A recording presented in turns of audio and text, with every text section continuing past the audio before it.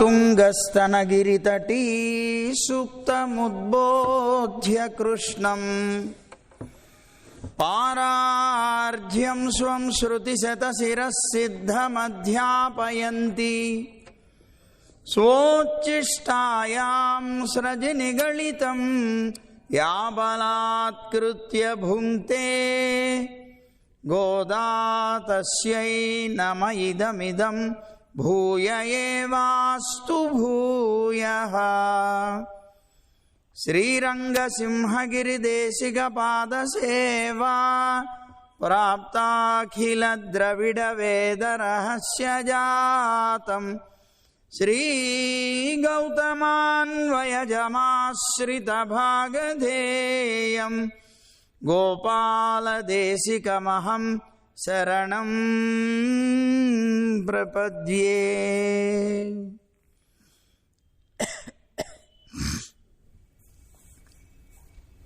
జై గోవింద.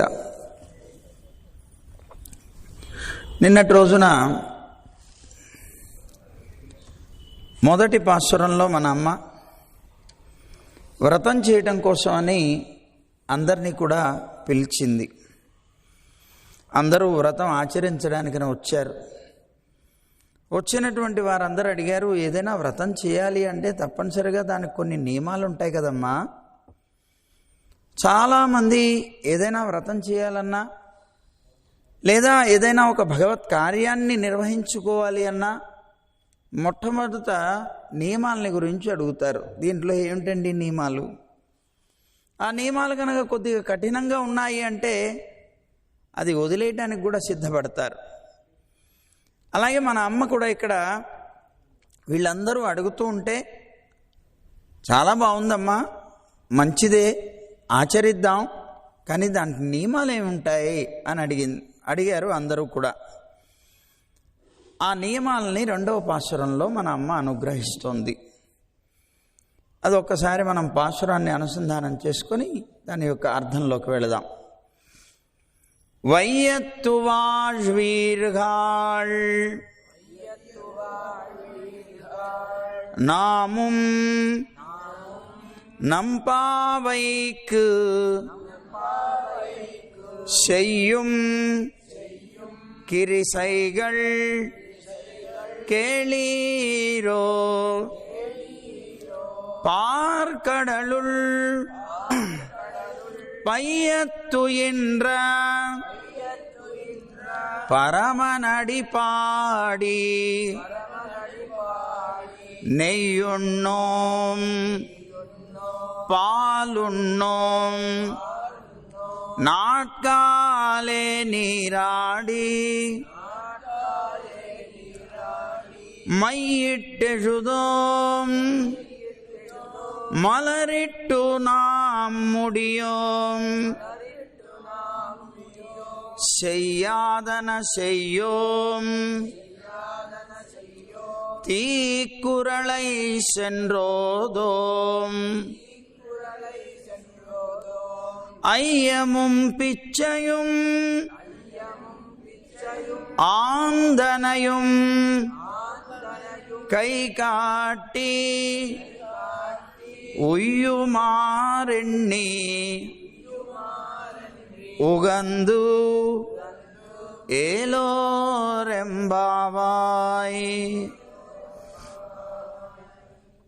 మన అమ్మ అంటుంది వయ్యత్తు వాజువీరుగాళ్ అని పిలుస్తుందిట. ఏమిటి వయ్యత్తు వాజువీరుగాళ్ అంటే?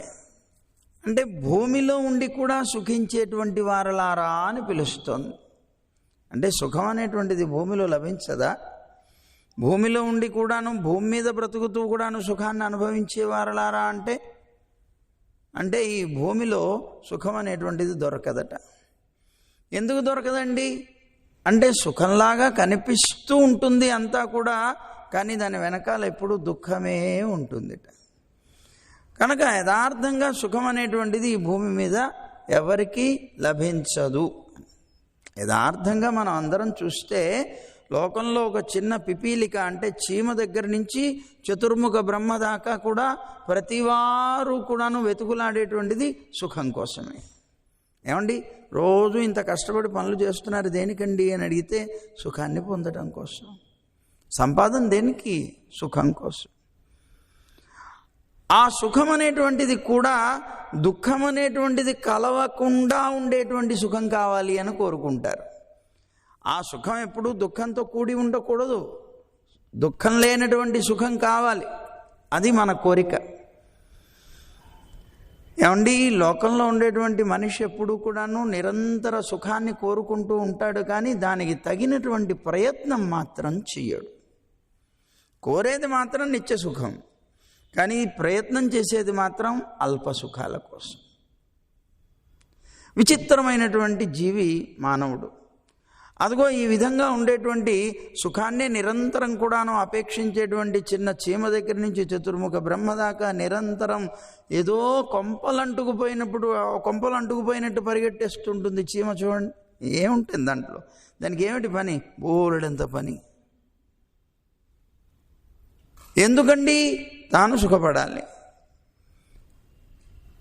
కానీ సుఖమంటూ కనిపిస్తూ దుఃఖాన్ని ఇవ్వడం అంటే ఏమిటండి?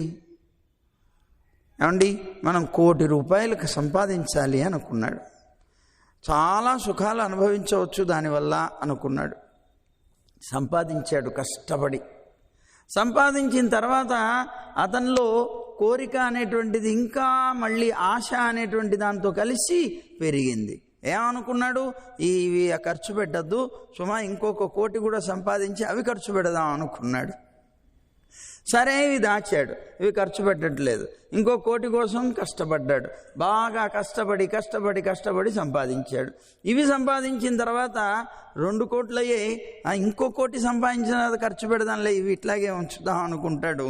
వీడి జీవితంలో ఎప్పుడూ కూడా కష్టమే నడుస్తూ ఉంటుంది. నిజంగా సంపాదించినటువంటిది తాను ఖర్చు పెట్టి సుఖాన్ని అనుభవించాలి అని అనుకొని సంపాదిస్తున్నాడు, కానీ తాను మాత్రం తనకుండేటువంటి ఒక లోభం చేత, ఒక ఆశ చేత, ఈ రెండిటి చేత కూడా తాను దానికి వశమైపోతున్నాడు. వశమైపోయి తాను మాత్రం ఖర్చు పెట్టకుండా సంపాదన కోసం కష్టపడమే అలవాటు చేసుకుంటున్నాడు. ఏమండి సంపాదన సుఖాన్ని ఇస్తుందంటారు కదా, మరి సంపాదన సుఖాన్ని ఇస్తుందా? అది దుఃఖాన్ని ఇస్తుంది. ఎందుకని? ఆశ అనేటువంటిది ఒకటి చేరి దాంతోపాటు. పోనీ కాదండి, ఖర్చు పెట్టేటువంటి బుద్ధితోనే ఉన్నాడు, ఖర్చు పెట్టాడు, 1 కోటి రూపాయలు సంపాదించాడు, చాలా అద్భుతమైనటువంటి విలాసపు భవనాలు కొన్నాడు, సుఖంగా అనుభవిస్తున్నాడు, సుఖంగా జీవనం సాగిస్తున్నాడు. 1 కోటి రూపాయలు అయిపోయిన తర్వాత దుఃఖం వచ్చింది. అరే 1 కోటి రూపాయలు అయిపోయిందే, మళ్ళీ కావాలే డబ్బు, మళ్ళీ దానికోసం కష్టపడాలే. దుఃఖం. అంటే ఒక సుఖాన్ని కనిపిస్తుంది, అది దుఃఖాన్ని ఇస్తుంది. అది కాదండి. లోకంలో మీరు చాలా చక్కగా సుఖంగా జీవనం సాగిస్తున్నాం అనుకుంటున్నారు, మనకు కావలసినవన్నీ సుఖంగా తింటున్నాం, అనుభవిస్తున్నాం అనుకుంటున్నారు. ఏమండి కొంతకాలం బాగా స్వీట్ అనేటువంటిది, మంచి లడ్డు అంటే బాగా ఇష్టం, ఆ లడ్డు అనేటువంటిది తీసుకొని బ్రహ్మాండంగా తినడం అలవాటు చేసుకున్నాడు. షుగర్ వచ్చింది. అది తింటున్నప్పుడు మాత్రం స్వర్గానికి బెత్తడే అనుకున్నాడు. తింటున్నప్పుడు వచ్చేటువంటి ఆనందం చాలా అద్భుతంగా ఉంది. తీసుకో, ఇంకొకటి తీసుకో అంటూ టపా లాగించి పారేశాడు. చివరికి మిగిలింది ఏమిటి? షుగరు అనేటువంటి రోగం. ఏమండి దీనివల్ల సుఖం కలుగుతుందా, దుఃఖం కలుగుతుందా? ఎప్పుడైతే షుగర్ వచ్చిందో ఇంకా అక్కడి నుంచి భార్య గారు వెంటబడుతూ ఉంటారు, జాగ్రత్త, మీరు ఆ స్వీట్ జోలికి వెళ్ళకండి, అటు చూడకండి అసలు అంటుంది భార్య గారు. నువ్వెక్కడ దొరికావే? నాకు బాగా ఇష్టం స్వీట్ అంటాడు ఈయన, తినడానికి వీల్లేదు, మీకు షుగర్ ఉంటుంది అన్నది భార్య.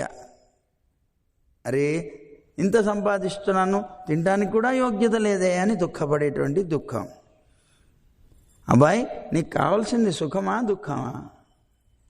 కాదండి సుఖం కోసమే నేను బయలుదేరాను, కానీ నాకు దుఃఖం వచ్చింది. ఈ లోకంలో ఉండే ప్రతి వస్తువు కూడాను నీకు అదే ఇస్తుంది. కాదండి, నేల మీద పడుకోవడం అలవాటు, ఆ అలవాటుతోటి నేల మీద పడుకుంటున్నాడు. కానీ ఎవరో పక్క వాళ్ళు సుఖంగా అనుభవిస్తున్నారు, మంచాలు కొనుక్కున్నారు, డన్లప్ బెడ్లు కొనుక్కున్నారు, వాళ్ళని చూసి వీడికి కూడా పుట్టింది. పక్కన వాడు కూడా డన్లప్ బెడ్ కొనుక్కొని దాని మీద పడుకోవడం మొదలుపెట్టాడు. కొంతకాలం పోయాడు, నడువులు పట్టుకుపోయాయి. డాక్టర్ దగ్గరికి వెళ్ళాడు.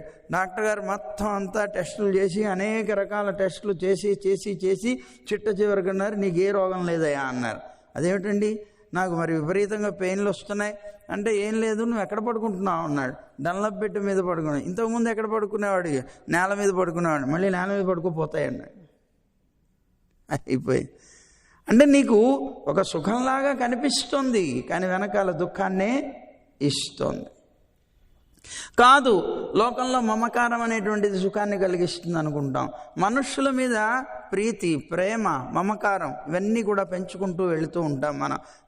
ఎంత ఆనందం అండి, ఫ్యామిలీతో జీవనం సాగిస్తూ ఉంటే, అసలు వివాహం చేసుకొని భార్య, పిల్లలు, మనవళ్ళు, అబ్బాబ్బా మా జీవితమే ఆనందం అనుకుంటూ దిగుతాడు దాంట్లో. ఆ దిగినటువంటి వ్యక్తికి అదిగో ఆ ఉండేటువంటి సుఖం సుఖం సుఖం సుఖం అనుకుంటూ వెళుతూ ఉన్నప్పుడు, ఆ వ్యక్తులతో వియోగం కలిగినప్పుడు దుఃఖంగా పరిణమిస్తుంది.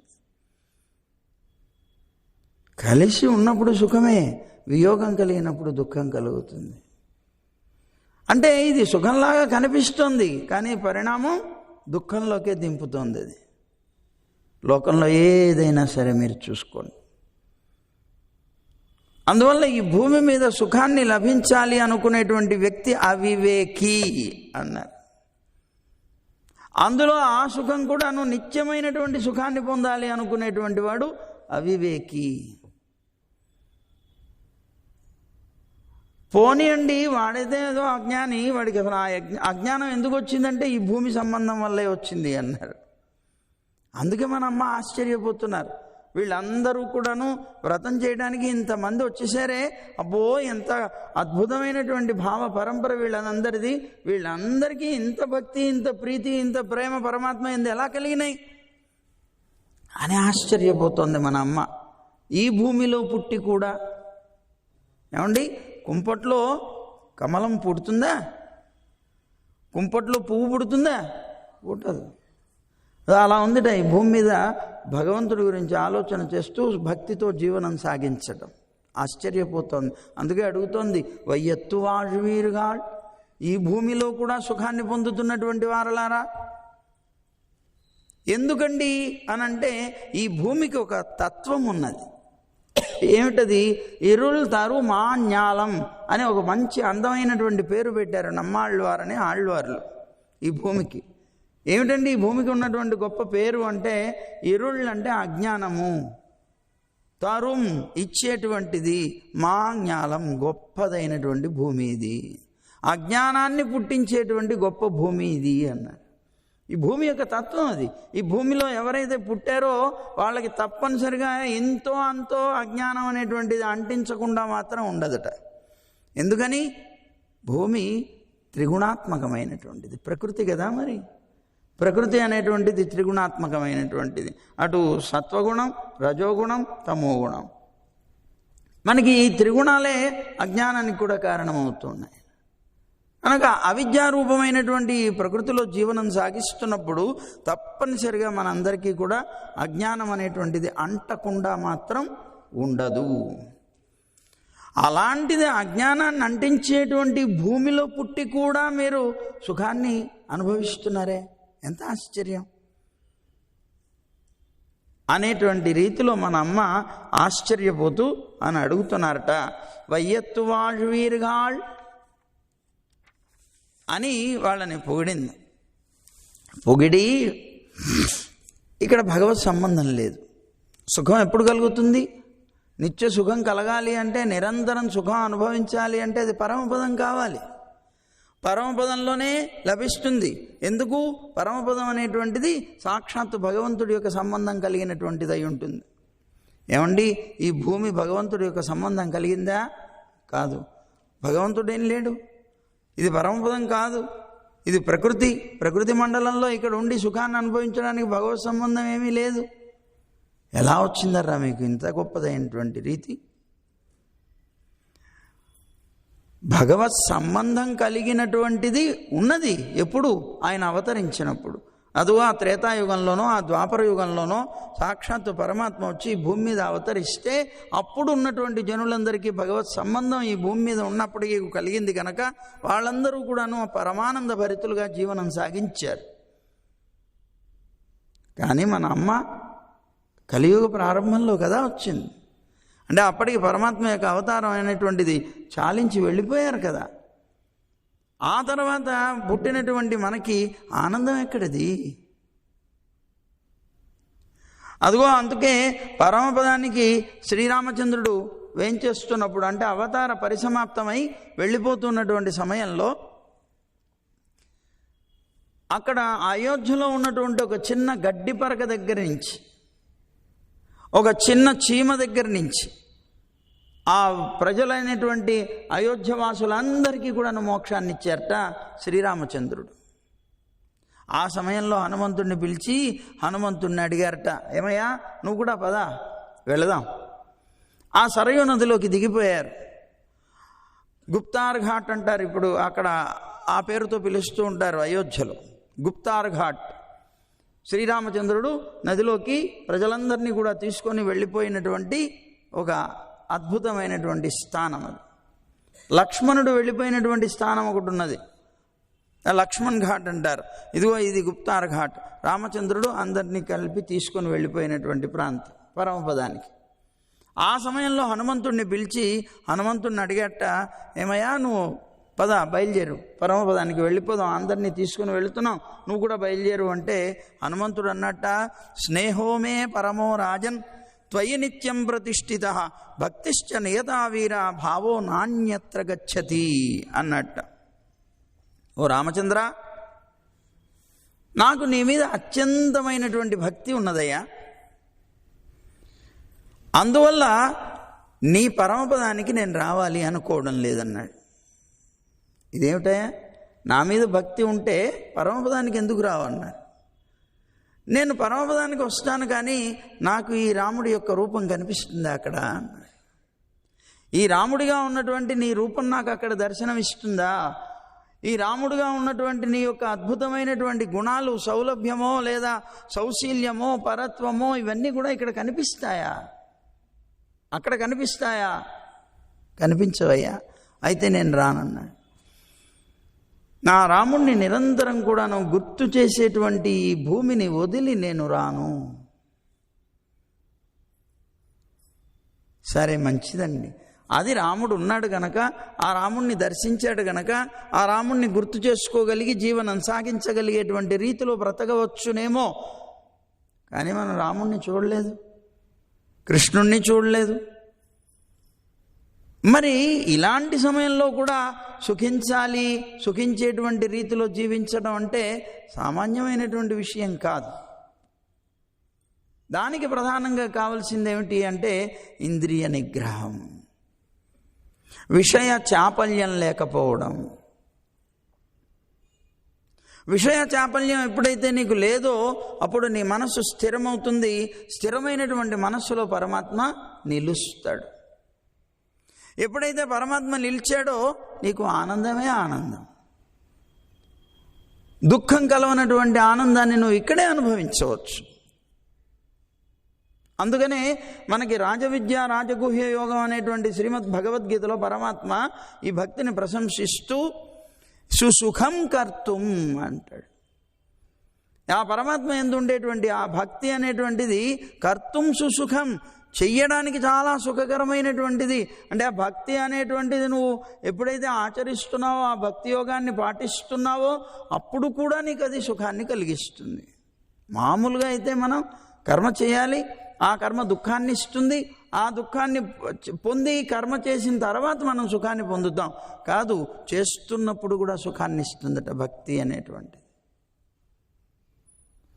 అందువల్ల సుసుఖం కర్తం అని చెప్పబడేటువంటి అద్భుతమైనటువంటి ఆ భక్తి యోగం ఏదైతే ఉన్నదో ఆ భక్తిని మీరు పొంది ఉన్నారు ఈ లోకంలో ఉండి. ఆశ్చర్యకరమైనటువంటి రీతి ఇది అని మన అమ్మ ఆశ్చర్యపోతోందట. వాష్వీరుగాళ్, సుఖించేటువంటి వారలారా అంటోంది. అంటే సుఖించడం వేరు, గ్రామంలో నివసించడం వేరు కాదట. ఆ రేపల్లలో నివసించడమే సుఖానికి కారణం. ఏమండి, ఆ రేపల్లలో నివసిస్తేనే చాలు సుఖమా?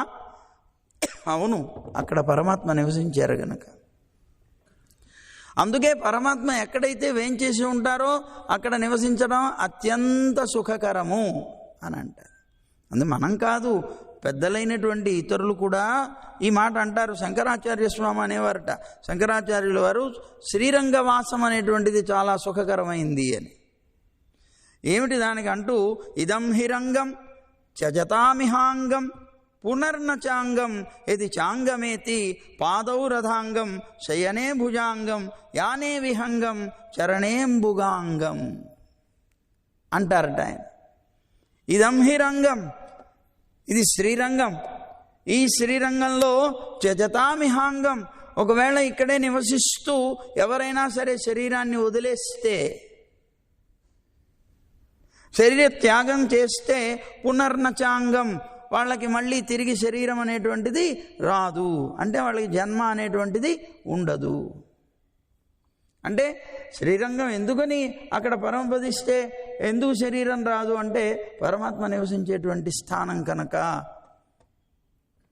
ఇది చాంగమేతి కాదండి, మీకు మళ్ళీ వీడికి శరీరం రాదంటున్నారు. ఒకవేళ వస్తే పాణౌ రథాంగం శయనే భుజంగం యానే విహంగం చరణేంబుగాంగం.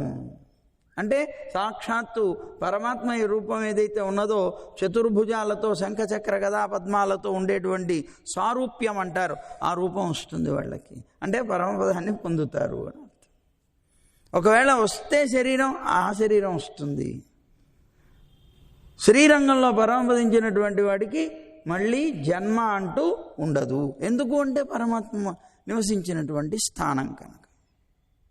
అలాగే రేపల్లెలో శ్రీకృష్ణ పరమాత్మ అవతరించి నివసిస్తున్నటువంటి కాలం విషయం కనుక, అదిగో అక్కడ ఉండేటువంటి గోపికలందరికీ కూడా పరమానందం. ఎందుకు? సాక్షాత్తు కృష్ణుడు ఆనంద స్వరూపుడు గనక. ఆనందో బ్రహ్మ, సాక్షాత్తు పరమాత్మ ఆనంద స్వరూపుడు గనక ఆయనతో పాటు నివసిస్తున్నటువంటి వాళ్ళకి దుఃఖం ఎక్కడ ఉంటుంది? నిరంతరం సుఖమే అన్నారు. అయితే ఇలా నివసించేటువంటి వాళ్ళకి విషయాలు కనుక తగిలే అనుకోండి, సర్వనాశనం అయిపోతాడు. అందుకే భగవద్గీతలో మనందరినీ హెచ్చరిక చేస్తున్నట్లా అన్నట్లుగా ధ్యాయతో విషయాన్ పుంసః సంగస్తేషూపజాయతే సంగాత్ సంజాయతే కామః కామాత్ క్రోధో విజాయతే క్రోధాత్ భవతి సమ్మోహః సమ్మోహాత్ స్మృతి విభ్రమః స్మృతిభ్రంశాత్ బుద్ధినాశః బుద్ధినాశాత్ ప్రణశ్యతి అని చెప్పుకుంటూ వచ్చాడు. అంటే ప్రధానమైనటువంటిది, ఈ లోకంలో పుట్టినటువంటి వాడికి మనస్సు అనేటువంటిది చంచలమై ఈ ఇంద్రియాలనేటువంటి దాని యొక్క వలలో పడి అది ఆ ఇంద్రియాల చేత గ్రహించబడేటువంటి విషయాలన్నింటినీ కూడా స్వీకరించి నిరంతరం దుఃఖాలు విషయలోలుడైపోయి ఈ మనస్సు అనేటువంటి వాడు నిరంతరం కూడా దాంట్లో జీవనం సాగిస్తాడు. అదే సర్వనాశనానికి కారణం. పరమాత్మే నీ మనస్సులో విషయం అవితే మోక్షం వస్తుంది. పరమాత్మ తప్ప ఇతరమైనటువంటి విషయాలే నీ మనస్సుకు విషయాలు అవుతే సర్వనాశనం అవుతుంది. అందుకే ఇతర విషయాల్ని ధ్యానం చేసి, ధ్యాయతో విషయాన్ పుంసః, విషయాలని ధ్యానం చేసి మనిషి సంగస్తేషూపజాయతే, అదిగో ఆ విషయాలతో సంఘం ఏర్పడుతుంది. ఎప్పుడైతే అది ఆలోచన చేయడం ప్రారంభించాడో దాంతో ఒక సంబంధం ఏర్పడుతుంది, ఆ విషయంతో సంబంధం ఏర్పడుతుంది. సంగాత్ సంజాయతే కామః, ఎప్పుడైతే మనసు సంఘం కలిగిందో కలిగినటువంటి దానివల్ల కామం అనేటువంటిది కోరిక అనేటువంటిది కలుగుతుంది. కామం ఎప్పుడైతే కలిగిందో అక్కడి నుంచి ఇతనికి దుఃఖం ప్రారంభం అవుతుంది. ఎప్పుడైనా సరే అది లభించలేదు అంటే దుఃఖమే అతనికి. ఏ కామం కలిగిన తర్వాత అది తను లభించాలి అనుకుంటూ జీవించేటప్పుడు ఇతరులు ఎవరైనా లభిస్తారేమో, అలాంటిది ఏదైనా జరుగుతుందేమో అనేటువంటి ఒక భయం, దానివల్ల క్రోధం అని పుట్టుకొస్తాయి. సంగాత్ సంజాయతే కామః కామాత్ క్రోధో విజాయతే. కామం వల్ల క్రోధం అనేటువంటిది పుడుతుంది. క్రోధాత్ భవతి సమ్మోహః. ఎప్పుడైతే క్రోధం, కోపం అనేటువంటిది పుట్టిందో వెంటనే అది మనని సమ్మోహపరుస్తుంది. అంటే ఏమవుతుంది, మనకు ఉండేటువంటి జ్ఞానాన్ని కప్పేస్తుంది. విచక్షణ అనేటువంటిది కోల్పోతాం మనం. మొత్తం ఆవరించేస్తుంది. శరీరంలో ఉండేటువంటి అణువు కూడాను అది ఆవరిస్తుంది. అందుకనే చూడండి, తీవ్రమైనటువంటి కోపం వచ్చినటువంటి వాడు ఊగిపోతాడు. అలాగా అంటే శరీరం మొత్తం కూడా చలింపజేస్తుంది. అది ప్రతి అణువు కూడాను వ్యాపిస్తుంది. ఈ వ్యాపించినటువంటిది మనస్సుని పూర్తిగా ఆవరించేస్తుంది, ఒక మోహాన్ని కలిగిస్తుంది. కామ క్రోధో విజాయతే క్రోధాద్భవతి సమ్మోహః. ఎప్పుడైతే క్రోధం అనేటువంటిది కలిగిందో దానివల్ల సమ్మోహింపబడతాడు అతను. ఆ క్రోధం చేత సమ్మోహింపబడతాడు. ఎప్పుడైతే సమ్మోహితుడు అయ్యాడో ఇక అతనికి బుద్ధి అనేటువంటిది పోతుంది. సమ్మోహాత్ ఎప్పుడైతే బుద్ధినాశ, క్రోధాద్భవతి సమ్మోహః సమ్మోహాత్ బుద్ధినాశ. బుద్ధి నాశనం ఎప్పుడైతే ఏందో ప్రణశ్యతి, నశించిపోతాడు అతను. అందువల్ల క్రోధం బాగా వచ్చినటువంటి వాడు ఏం మాట్లాడుతున్నాడో తెలియదు. ఎదుటి వాళ్ళు ఎవరు ఏమిటి అనేటువంటి గుర్తించడం కూడా కోల్పోతాడు. ఎందుకంటే మోహంలో పడిపోయాడు. ఆ గుర్తించేటువంటి విచక్షణ కూడా అతనికి పోతుంది పూర్తిగా. ఆ సమ్మోహ స్మృతి విభ్రమ స్మృతి భ్రంశాత్ బుద్ధినాశాత్ ప్రణశ్యతి. చివరికి నశించిపోతాడు. మొత్తం అంతా నాశనం జరిగిపోయిన తర్వాత అప్పుడు తను ఎక్కడున్నానో ఏమిటి అనేది తెలుస్తుంది. అర్రే, ఎంత పొరపాటు చేశాను నేను, పశ్చాత్తాపడతాడు. కానీ అప్పటికే అయిపోయింది, జరగవలసిందంతా అయిపోయింది. ఎందుకు వచ్చిందయ్యా ఈ కోపం, ఎందుకు వచ్చిందయ్యా ఈ నాశనం అంతా? అదిగో ఆ విషయం వల్ల వచ్చింది. ఆ విషయమే కనుక ఇతని మనస్సులో చేరకపోతే ఇతనికి ఈ స్థితి కలిగి ఉండేది కాదు. కనుక మనిషికి సర్వనాశనం దేని వల్ల వస్తుంది అంటే విషయాల వల్ల వస్తుంది. ఈ విషయాలు అనేటువంటివి దేని వల్ల వస్తున్నాయి? ప్రకృతి వల్ల వస్తున్నాయి. ప్రకృతి అంటే ఏమిటి? శరీరం. ఈ శరీరానికి, ప్రకృతికి 3 గుణాలు ఉంటాయి. శరీరంలో 3 గుణాలు ఉన్నాయి. ఈ 3 గుణాలే వేధిస్తూ ఉంటాయి మనం. ఈ 3 గుణాలకి బలైపోయినటువంటి మనం ఇదిగో వీటన్నిటికీ లోనైపోయి ఇదిగో ఈ మమకారం, అహంకారం అనేటువంటిది నేను చేస్తున్నాను, ఇది నాది అనేటువంటి ఒక భావన కలిగి జీవనం సాగిస్తూ దానివల్ల వచ్చేటువంటి ఫలాలన్నింటినీ కూడాను తానే అనుభవించేటువంటి ఒక రీతిని పొందుతాడు మనిషి. ఇప్పుడు మనం అంతా కూడాను ఇలా అనేక రకాల దుఃఖాలకు ఆలవాలం అవడానికి కారణం ఏమిటి అంటే అదే కారణం. మనలో అహంకారం, నేను చేస్తున్నాను, నాది ఇది అనుకుంటున్నాం మనం. యథార్థంగా నాది లేదు, నువ్వు లేవు. నువ్వు లేవంటే నువ్వు లేవని కాదు అర్థం, నువ్వు దాసుడివి, స్వతంత్రుడివి కాదు. పరమాత్మకి దాసుడైనటువంటి నువ్వు స్వతంత్ర భావనతో జీవనం సాగిస్తున్నావు. నేను అని అహంకరిస్తున్నావు. ఈ అహంకారాన్ని ఎప్పుడైతే నువ్వు పోగొట్టుకోగలుగుతావో అప్పుడు మాత్రమే పరమాత్మను పొందగలుగుతావు. ఈ లోకంలో ఉండేటువంటి ఆభాస బంధువులు అంటారు వీళ్ళందరినీ. లోకంలో ఎవ్వరూ నిజంగా నీకు బంధువులు కాదు. ఏ వస్తువు నీది కాదు. కానీ నీది కానటువంటి వస్తువు మీద, నీది కానటువంటి వ్యక్తుల మీద నాది అనేటువంటి ఒక భావన ఏదైతే ఉన్నదో అది నిన్ను సర్వనాశనం చేస్తోంది. యథార్థంగా నీవాడు అని చెప్పబడేటువంటి పరమాత్మ యందు నావాడనే భావన నీకు లేదు. నీ వాళ్ళు కానటువంటి వాళ్ళు, నీది కానటువంటి వస్తువు మీద మాత్రం నాది నాది నాది అనేటువంటి భావనతో జీవనం సాగిస్తున్నావు. ఎప్పుడైతే దాంతో అలా బంధం ఏర్పరచుకున్నావో దానివల్ల వచ్చేటువంటి సుఖదుఖాలన్నింటినీ అనుభవించవలసిన వాడివి నువ్వే అవుతావు.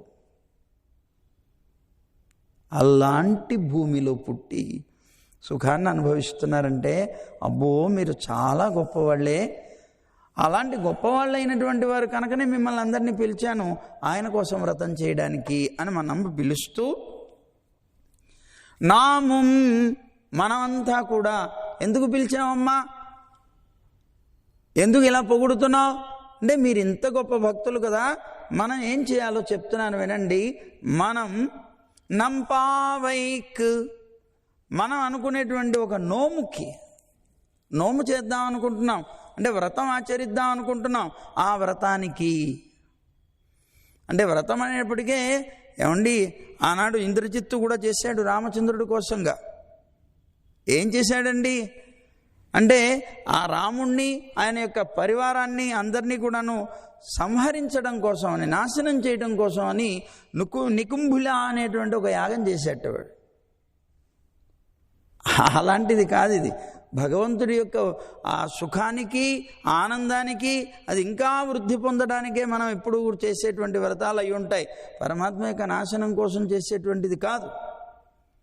అలాగే పౌండ్రక వాసుదేవుడు అనేటువంటి వాడు ఒకడు ఉన్నాడు.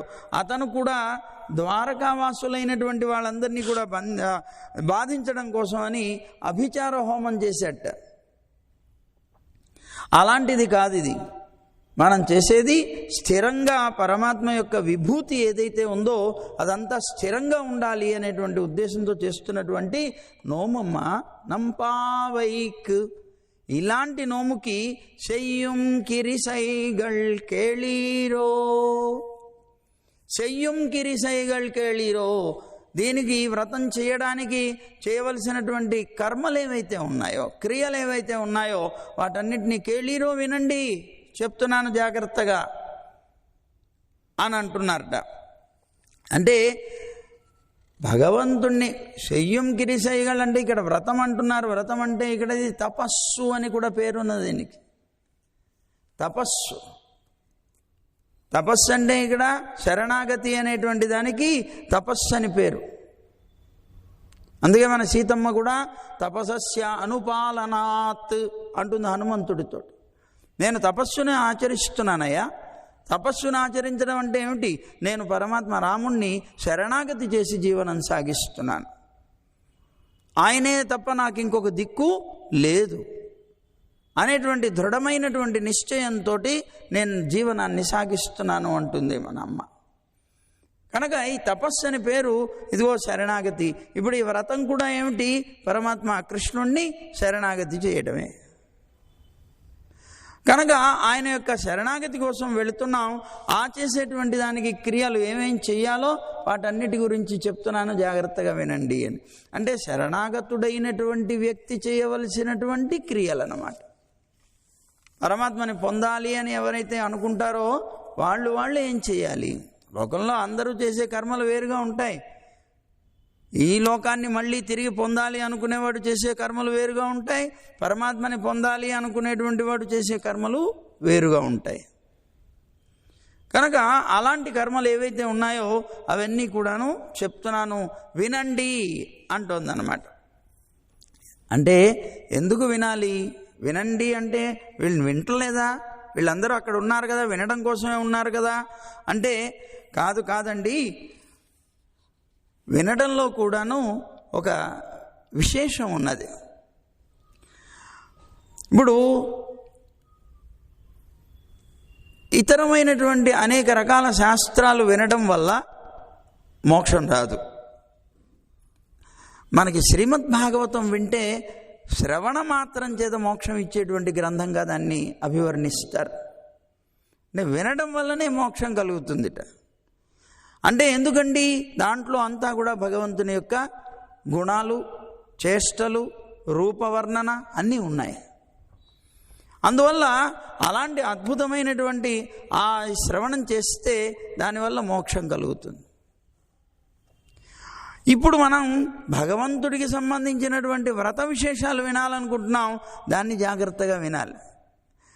మోక్షం ఇచ్చేటువంటిది కాదు. లోకంలో లౌకికమైనటువంటి అనేక రకాల ఫలాలు ఇచ్చేవైతే మనం వినవలసిన అవసరమే లేదు. దాని మీద దృష్టి పెట్టవలసిన అవసరమే లేదు.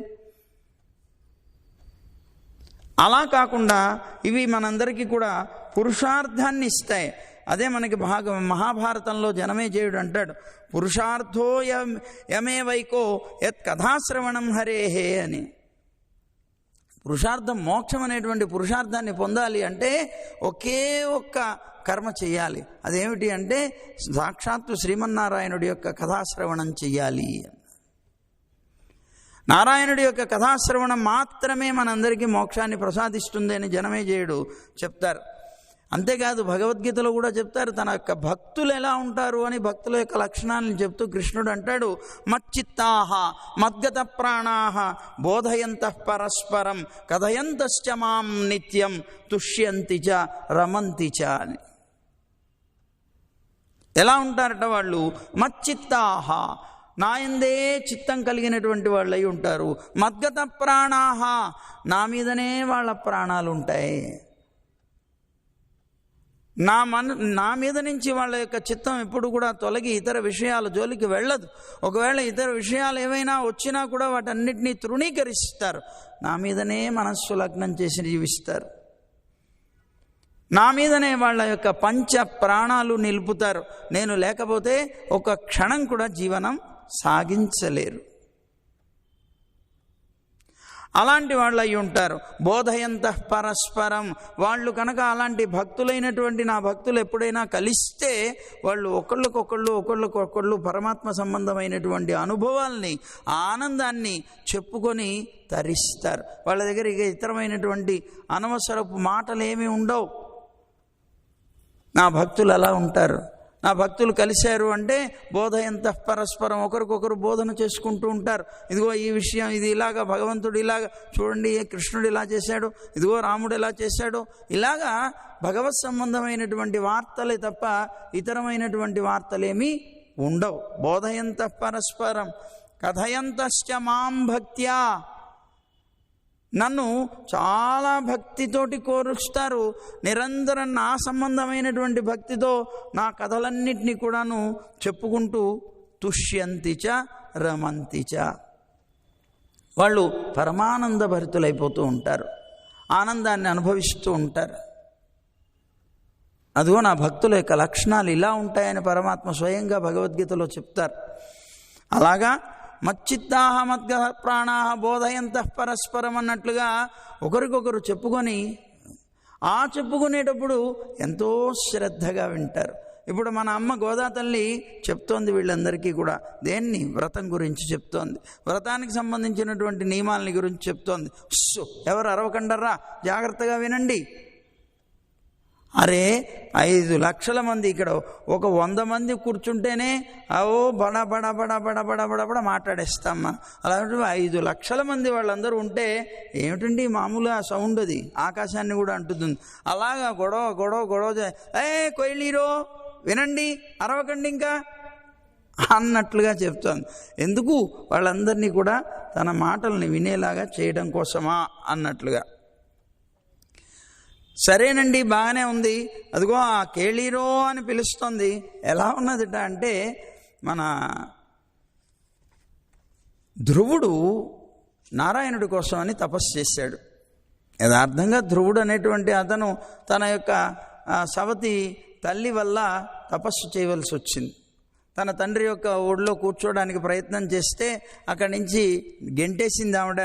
ఆ గెంటేసినటువంటి ఆవిడ మీద ఉండేటువంటి బాధతోటి అతను కూడదు, నా తండ్రి దగ్గర కూర్చోవాలి అనుకుంటే ఆవిడ ఒక్క తోపు తోసి తాను అన్నది, నువ్వు నిజంగా కనుక అలా కూర్చోవాలని, నీ తండ్రి యొక్క ఒళ్ళో కూర్చోవాలనుకుంటే నువ్వు నా కడుపులో జన్మించాలి అన్నది. నా సవతి కడుపున పుట్టావు కనుక నీకు ఇది దొరకట్లేదు. నా కడుపులో కనుక పుట్టినట్లయితే తప్పనిసరిగా నీకే భాగ్యం కలుగుతుంది. నీకు అలాంటి భాగ్యాన్ని కలిగించాలి అంటే నువ్వు వెళ్ళి నారాయణుడి గురించి తపస్సు చేయి అని సలహా ఇచ్చిందట తల్లి. ఆ ఇచ్చినటువంటి తల్లి యొక్క సలహా పుచ్చుకొని ఏడుస్తూ వచ్చాడు తల్లి దగ్గరికి. అమ్మా, ఇది చూడు, ఇలాగా తోసేస్తే నాన్న కూడా నన్ను అలాగే ఊరుకున్నాడు తప్ప, అరే ఎందుకు తోసేస్తావని ఒళ్ళో కూర్చోబెట్టుకుని కూడా కూర్చోబెట్టుకోలేదమ్మా అని బాధపడ్డట పిల్లవాడు. నాన్న అప్పుడు చెప్తుంది తల్లి, సునీతి అని ఆవిడ పేరు. ఆవిడ అంటుంది కదా, నాన్న ఒక్కటే గుర్తుంచుకో, క్రితం జన్మలో నువ్వు కూడా ఇలాగా ఎవరికైనా చేసి ఉంటావు. ఎవరికైనా మనం ఏదైనా కర్మ చేస్తే ఆ కర్మని మనం తిరిగి మళ్ళీ అనుభవిస్తాము తప్పనిసరిగా. దీనికే ప్రారబ్ధం అని పేరు. కనుక నువ్వు చేసినటువంటి కర్మని ఇప్పుడు నువ్వు అనుభవిస్తున్నావు, గుర్తుపెట్టుకో. అయితే నీకు సలహా కూడా నీ తల్లి ఇచ్చింది కదా, నువ్వు వెళ్ళి తపస్సు చేయమని. నిజంగానే నువ్వు నారాయణుడి గురించి తపస్సు చేయి. మన వంశంలో ఉన్నటువంటి ప్రతి వారు కూడా ఆ నారాయణుడిని తపస్సు చేసి మనం ఇంత గొప్పవాళ్ళు అయ్యారయ్యా, నువ్వు నారాయణుడిని ఆరాధన చేయి, దానివల్ల నువ్వు పొందు అంటే గొప్ప తపస్సు చేశాట. గొప్ప తపస్సు చేసినటువంటి తాను చాలా అద్భుతమైనటువంటి తన్మయత్వాన్ని పొందాడు ఆనంద అనుభవంతో తపస్సు చేస్తూ చేస్తూ చేస్తూ. ఏమండి, పరమాత్మ గురించి కాదు, లోకంలో ఉండే లౌకికమైనటువంటి విషయాల్లో కూడా బాగా ఆనందాన్ని అనుభవిస్తూ ఉండేటువంటి వ్యక్తులకి తాను ఎందుకు వచ్చానో ఏం చేస్తున్నానో కూడా మర్చిపోతాడు. అలాగే ఈయన కూడా వచ్చాడు. ఈయన గురించి, పరమాత్మ గురించి బ్రహ్మాండమైనటువంటి తపస్సు చేస్తూ ఆనందం ఉన్మస్తకం అయిపోయింది. అలా ఉన్నటువంటి ఆనందంలో ఉండి కర్తవ్యాన్ని మర్చిపోయాడు బాబు. కర్తవ్యం మర్చిపోవడం అనేటువంటిది లోకంలో ఆనందం అధికమైతే సహజం కదా. అలాగే ఇక్కడ ఉన్నటువంటి గోపికలందరూ కూడాను పరమాత్మని తలచి తలచి పరమానంద భరితులు అవుతున్నారు. అలాంటి ఈ గోపికలందరికీ కూడా ఉన్మస్తకమైనటువంటి ఆనందంతో వాళ్ళు ఈ విషయాలన్నీ మర్చిపోతారేమో అని భయం చేత కేళీరో, వినండి జాగ్రత్తగా అని అమ్మ పిలుస్తోందట వాళ్ళందరినీ కూడా. ఏమమ్మా, చెప్పు చెప్పు, వింటూనే ఉన్నానులే, ఏమిటి నియమాలు ఏమిటో చెప్తా అన్నావు, చెప్పు చెప్పు అన్నారు. అంటే అప్పుడు అమ్మ చెప్తోందిట, పార్కడలిల్ పయ్యత్తు ఇంద్ర పరమనడిపాడి. మొట్టమొదట మనం చేయవలసినటువంటిది, పరమాత్మని పొందాలి, మోక్షం పొందాలి అనుకునేటువంటి వ్యక్తి తప్పనిసరిగా చేయవలసినటువంటి మొట్టమొదటి కర్తవ్యం ఏమిటది అని అంటే, పార్కడలుల్ పయ్యత్తు ఇంద్ర అంటే క్షీరసాగరంలో మెల్లగా నిద్రిస్తున్నటువంటి, అంటే యోగ నిద్రలో ఉన్నటువంటి ఆ పరమాత్మ ఎవరైతే ఉన్నారో ఆ నారాయణుడు, ఆయన యొక్క శ్రీచరణారవిందాలని భావించాలి, ధ్యానించాలి అని చెప్తున్నదన్నమాట. మొట్టమొదట ఏమిటి? పార్కడలిల్ పయ్యత్తు ఇంద్ర, తెల్లని పాల ప్రవాహం మీద అద్వితీయమైనటువంటి ఆదిశేషుడు అనేటువంటి పక్క మీద శయనించినటువంటి వాడై ఉన్నట్ట పరమాత్మ. ఆయన గురించి చెప్తూనే మనకి ఆ పరమాత్మే ఈ రేపల్లెలోకి వచ్చాడమ్మా. అందువల్ల మనం ఆ నారాయణుడి యొక్క శ్రీచరణారవిందాలని స్మరించామంటే మన కృష్ణుణ్ణి స్మరించినట్లే అన్నారు. ఎందుకుట? ఏష నారాయణ శ్రీమాన్ క్షీరార్ణవనికేతన నాగపర్యంకముసృజ్య హ్యాగతో మధురాం పునీం అని. నారాయణుడు, శ్రీమంతుడైనటువంటి నారాయణుడు ఉన్నాడే, ఆయన క్షీరార్ణవం అని చెప్పబడేటువంటి స్థానం కలిగినటువంటి వాడు కదా. క్షీరార్ణవశాయి అంటాం కదా మనం. అదిగో అలాంటి ఆయన నాగపర్యంకముసృజ్య, అక్కడ ఉన్నటువంటి ఆ క్షీరార్ణవాన్ని, దాని మీద ఉన్నటువంటి ఆదిశేషుడు అనేటువంటి పక్కని వదిలిపెట్టేసి యాగతో మధురాంపురి, మధురాపురికి వచ్చేసాడమ్మా. అదిగో ఆ నారాయణుడి యొక్క పాదారు చరణార విందాల్ని మనం స్మరించాలి అని అన్నారు. అదిగో అలాంటి ఆ ఎవరినాయన అంటే పార్కడలుల్ పయ్యత్తు ఇంద్ర పరమన్, మామూలు వాడు కాదు. ఆదిశేషుడి మీద శయనించినటువంటి మహానుభావుడు మామూలు వాడు కాదు. పరమన్ అన్నారు. పరమన్ అంటే పరహ మా యస్మాత్ అనేటువంటి ఒక వ్యుత్పత్తి చెప్తోంది. ఏమిటి అంటే, ఎవరికంటే గొప్పవాడు ఇంకొకడు లేడు, అతనికి పరమన్ అని పేరు. పరుడు అని అంటారు అతన్ని. అలాంటి ఆ పరమన్ అంటే నారాయణుడి కన్నా ఇంకా మించినటువంటి గొప్ప లేదు లోకంలో, ఏది కూడా ఎవరూ లేరు. అదే భగవద్గీతలో స్వయంగా చెప్తాడు కృష్ణుడు, నత సమశ్చ అభ్యధికశ్చ దృశ్యతే అంటాడు. నాతో సమానమైనటువంటిది కానీ నాకన్నా అధికమైనటువంటిది కానీ ఈ లోకంలో ఏది కూడా లేదు. అలాంటి ఆ పరమన్ అడిపాడి, అలాంటి ఆ పరమాత్మ నారాయణుడి యొక్క పాదార విందాలని ప్రీతితో గానం చేయాలి మనం అందరం కూడా అని అంటున్నారు మన అమ్మ. సరేనమ్మా, అడిపాడి అనడం చేత ఒక పాదార విందాలని కాదు, అడి అంటే ఉపలక్షణం మొత్తం శరీరం అంతటినీ కూడాను మనం భావన చేయాలి. అడిపాడి అంటే ఆయన్ని కీర్తించాలి. ఆయన్ని కీర్తించడం అంటే ఏమిటండి?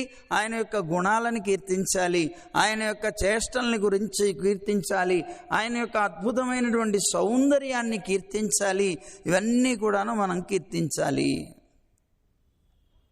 ఎప్పుడైతే మనం అలా కీర్తిస్తామో, కీర్తించిన తర్వాత మనం ఏం చేయాలి? పాడి నెయ్యున్నోం పాలున్నోం. అలా పరమాత్మని పాడిన తర్వాత నెయ్యి అనేటువంటిది మనం తినకూడదు, పాలు అనేటువంటివి తాగకూడదు. అంటే ఈ నెల రోజులు మనం ఎలా ఉండాలో చెప్తున్నారన్నమాట. ఈ వ్రతం చేసినంత కాలము కూడా మనం చేయవలసినటువంటి కర్తవ్యాలు ఏమిటో చెప్తున్నారు, నియమాలు ఏమిటో. ముందు నారాయణుని గురించి పాడాలి. అది పాడిన తర్వాత ఏం చేయాలి? పాలు వదిలేయాలి, నెయ్యి తినడం మానేయాలి. ఎందుకండి మానేయాలి? అవన్నీ సుఖాన్ని ఇచ్చేవి కదా. భోగ్యమైనటువంటి ఆ పదార్థాలు ఎందుకు మానేయాలి అంటే, పరమాత్మ కన్నా భోగ్యమైనవి ఈ లోకంలో ఏవీ లేవు కనుక. అందువల్ల పరమాత్మని పాడిన తర్వాత మనకి భోగ్యం ఇతరమైనటువంటి వస్తువుల్లో కనిపించదు. అందుకే మనకు ఉపనిషత్తు చెప్తుంది, పరమాత్మని యో రక్తో విరక్తో అపరమాత్మని అని. పరమాత్మ యందు ఎవరికైతే రక్తి కలుగుతుందో అలాంటి వాడికి ఇతరమైనటువంటి అపరమాత్మని అంటే పరమాత్మ కన్నా వేరైనటువంటి ఇతర విషయాలన్నిటి యందు కూడాను విరక్తి అనేటువంటిది కలుగుతుంది. కనుక పాడి ఆ పరమాత్మని కనుక నోరారా కీర్తనం చేస్తే వాళ్ళకి నెయ్యి ఉన్నోం, నెయ్యి మేము తినవండి, మాకు వద్దండి, ఇంతకన్నా భోగ్యమైనటువంటి పరమాత్మ యొక్క అద్భుతమైనటువంటి ఆ సంకీర్తనం చేసి మేము బ్రతుకుతున్నామండి. ఏమండి, ఆ పరమాత్మ యొక్క అద్భుతమైనటువంటి ఆ నామ సంకీర్తనం చేస్తూ ఉంటే కూర్చున్నవాడు కూర్చోలేట, నిలబడినవాడు నిలబడలేట. మన నమ్మాళ్ళు వాళ్ళు అంటారు, యశుందుం పరందుం తుళ్ళాదార్ తమ్మాల్ కరుమమెన్ సొల్లీర్ తన్ కడల్ వట్ట తుళ్ళీరే అంటారు. ఎమ్మానై సొల్లి పాడి యశుందుం పరందుం తుళ్ళాదార్. లోకంలో జీవకోటికి అంతటికీ కూడా ఉపకారకుడైనటువంటి పరమాత్మ నారాయణుడి యొక్క నామాన్ని చెప్పి కీర్తించి కూర్చున్నవాడు కూర్చోలేట, పరమాత్మ నామస్మరణ చేస్తూ ఆ సంకీర్తనం చేస్తున్నవాడు ఠక్కన లేచిపోతాట, లేచి నిలబడినవాడు నిలబడలేట, పరుగులెత్తుతూ ఉంటాట, పరుగులెత్తేవాడు నాట్యం చేస్తూ ఉంటాట. ఇలాంటి వికారాలన్నీ కూడా ఆ పరమాత్మ యొక్క నామస్మరణ చేస్తున్నప్పుడు ఆ ఆనంద ప్రవాహంలో అతను చేసేటువంటి రీతి అవుతుందిట. అవన్నీ కలగాలి. అవన్నీ కలగకపోతే వాడి జన్మ ఏమని చెప్పాలంటారు? ఈ లోకంలో పుట్టివాడు వృధా అంటారు. మనకి కలుగుతాయి. దేనివల్ల కలుగుతాయి? సినిమా పాటలు పెట్టుకుంటే. సినిమా పాటలు పెట్టుకుంటే కూర్చున్నవాడు కూర్చోలేడు, నిలబడినవాడు నిలబడలేడు, నాట్యం చేస్తూ డ్యాన్సులు వేస్తూ తిరుగుతూ ఉంటాడు వాడు. కాదయ్యా, పరమాత్మని గురించి పాడిన వాడికి ఇలాంటివి కలక్కపోతే వాడి జన్మ వృధా వృధా వృధా. అందువల్ల పాడి ఆ పరమాత్మని పాడితే ఇతరమైనటువంటి వాటి యందు రుచి పోతుంది. అందువల్ల నెయ్యున్నోం, మాకు నెయ్యి అనేటువంటిది మాకు అక్కర్లేదు. పాలున్నోం, మేము పాలు తినము. అదేమిటండి, పాలు తినమంటారేమిటి? నెయ్యి తినమంటే సరే అనుకోవచ్చు, పాలు కూడా తినమంటారేమిటి అంటే, పిల్లలు కదండి, పిల్లలకి పాలు తాగుతామో తింటామో కూడా సరిగ్గా తెలిసి తెలియనటువంటి వయస్సు కదా, అందుకని అన్నారులేండి అన్నారు మన పెద్దలు. అందువల్ల ఆ విధమైనటువంటి రీతిలో ఉంటారు. యథార్థంగా చెప్పాలి అంటే వాళ్ళు భోగ్యమైనటువంటిది పరమాత్మ అని అనుకుంటారు. ఇప్పుడు మన ఆళ్ళవార్లు కూడా నమ్మాళ్ళవార్లు కూడా ఎలా ఉండేవారట అంటే, ఉண்ணும் சோர் பருகு நீர் தின்னும் வெத்திலையுமெல்லாம் కണ്ണన్ కണ്ണన్ కണ്ണనిరే. తినే తిండి కానీ, తాగే నీరు కానీ, అనుభవించేటువంటి భోగ్య పదార్థాలు కానీ అన్నీ నాకు కృష్ణుడే అంటారట. అంటే తినే తిండి ఏమిటండి? ఇస్తుంది మనకి, పోషకం అంటారు దాన్ని. తినే ఆహారానికి పేరు పోషకము. తాగేటువంటి నీటికి పేరు ధారకము, అంటే ప్రాణాన్ని ధరింపజేస్తుంది. అది మీరు తినకుండా వారం రోజులు ఉండగలరు, నీళ్లు తాగకుండా మాత్రం బ్రతకలేరు. అంటే ప్రాణం నిలబడేది నీటి వల్ల, కనుక దానికి ధారకం అనే పేరు. భోగ్యము అంటే మీరు అనుభవించేటువంటి ఏదో ఆకు ఒక్క వేసుకోనో లేకపోతే అనేక రకాల సుగంధ ఇవి వేసుకోనో అలా ఉండేటువంటి ఆ సుఖాలు అనుభవించడం. ఇవన్నీ లోకంలో వేరువేరుగా ఉంటాయి అందరికీ, కానీ నాకు మాత్రం కృష్ణుడే అంటున్నారు. ఉണ്ണుం సోర్ పరుగు నీరు తిండం వెత్తిలయం ఎల్లాం కണ്ണన్ కണ്ണన్ కണ്ണనిరే. అలాంటి కണ്ണన్ కృష్ణుని గురించి ఆలోచించి ఆయన గురించి పాడినప్పుడు ఇతరమైనటువంటి వాటి మీద ప్రీతి ఎలా కలుగుతుందమ్మా? అందువల్ల నెయ్యున్నోం పాలున్నోం ఈ రెండే ఎందుకు చెప్పారండి అంటే ఈ రెండేనే ప్రధానం కాదు, ఇక ఇతరమైనటువంటి ఆహార పదార్థాలు రుచులు కలిగించేటువంటివి ఏవి కూడా మేము వాడము. అంటే ఎందుకు? అవన్నీ కూడాను మనస్సుని చెడగొడతాయి. ఈ వ్రతం చేసేటప్పుడు మనసు స్థిమితంగా ఉండాలి, పరమాత్మ మీదనే లగ్నమై ఉండాలి. తినేటువంటి ఆహారంలో రజోగుణ సంబంధం తమోగుణ సంబంధమైనటువంటి ఆహారాలు వచ్చాయనుకోండి, మనస్సు చంచలమవుతుంది. ఎప్పుడైతే మనస్సు చంచలమైందో పరమాత్మ మీద మనస్సు నిలబడదు. నిలబడినప్పుడు వ్రతం ఏం చేస్తావు ఇంకా నువ్వు? అందువల్ల ఇలాంటి వస్తువులన్నిటినీ వదిలిపెట్టేయాలి అని అంటున్నారట మన అమ్మ. ఇదిగో మన పెరియాళ్ళు వాళ్ళని మహానుభావులు వారు అంటున్నారు, ఉండానాల్ పసియావదొన్నుమిల్లై నమో నారాయణ వెన్రు ఉన పాదం నన్నానాల్ అవై పట్టిని నాళ్ అంటున్నారు. ఏమండి, ఎన్ని రోజులు ఈ ఆహారం ఏదైతే ఉందో భౌతికంగా మనం పెట్టుకున్న ఆహారాలు ఏవైతే ఉన్నాయో అవన్నీ తినకపోయినప్పటికీ కూడా ఆకలి అనేటువంటిది కొద్దిగా కూడా నాకు లేదండి. నేను ప్రతిరోజు ఉపవాసం చేసినా ఈ ఆహారం తినకుండా నాకు అసలు ఆకలే వేయదు. కానీ నమో నారాయణ వెన్రు ఉన పాదం నన్నాళాల్ అవై పట్టినినాళ్. ఏనాడైతే నేను నారాయణుడి యొక్క నామాన్ని స్మరించడం కీర్తించడం మానివేశానో ఆనాడే నాకు ఉపవాసపు దినం. ఆ రోజే నా మనస్సంతా చెడిపోతుంది, నా శరీరం అంతా కూడాను నీరసించిపోతుంది, అన్నీ జరిగిపోతాయి. కానీ ఈ ఆహారాలు తినడం వల్ల నాకేమి కాదు, తినకపోవడం వల్ల అంతకన్నా ఏమీ కాదు అని అంటారన్నమాట. అంటే అర్థం ఏంటి? పరమాత్మ యొక్క నామ అమృత పానం చేయడం కన్నా లోకంలో ఇంకొకటి ఏది కూడా గొప్పది లేదు.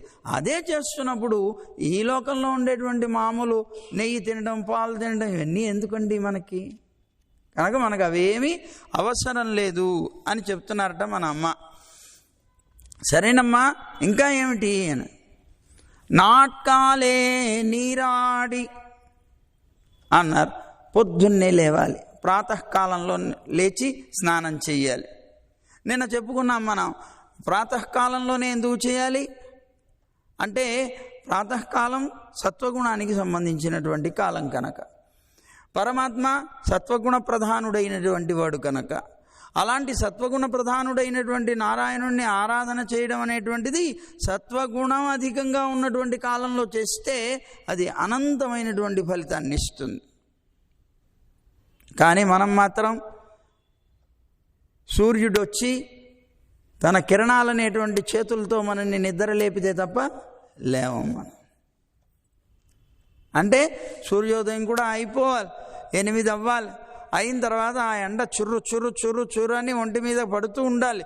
పడినప్పుడు అదిగో ఆయన లేపుతున్నాడు లేవాలని నిద్రలేస్తాం మనం. మరి నీకు ఆ కాలం అంతా పోయింది, రజోగుణ సంబంధమైనటువంటి కాలం. అందుకనే మనం ఆ సమయంలో చేసేటువంటి పూజ కూడా మన మనసుకి పట్టదు. ఏదో చేయాలి కనుక ఏదో హడావుడిగా చేసేసుకుంటూ వెళ్ళిపోతాం మనం. కనుక ఇప్పుడు ఏమంటున్నారు, నాట్కాలే నీరాడి. నాట్కాలే అంటే తెల్లవారుజామునే లేవాలి, లేచి స్నానం చెయ్యాలి, ప్రాతకాలంలోనే స్నానం చెయ్యాలి. ప్రాతకాలంలోనే స్నానం చేస్తే ఆ స్నానం చేయాలి అంటే మనం నిన్న చెప్పుకున్నాం అర్థం. స్నానం చేయడం అంటే ఏమిటి అంటే పరమాత్మ అనేటువంటి సరస్సులో మునగాలి. హరి సరసి విగాహ్య ఆపీయ తేజౌజలోఘం.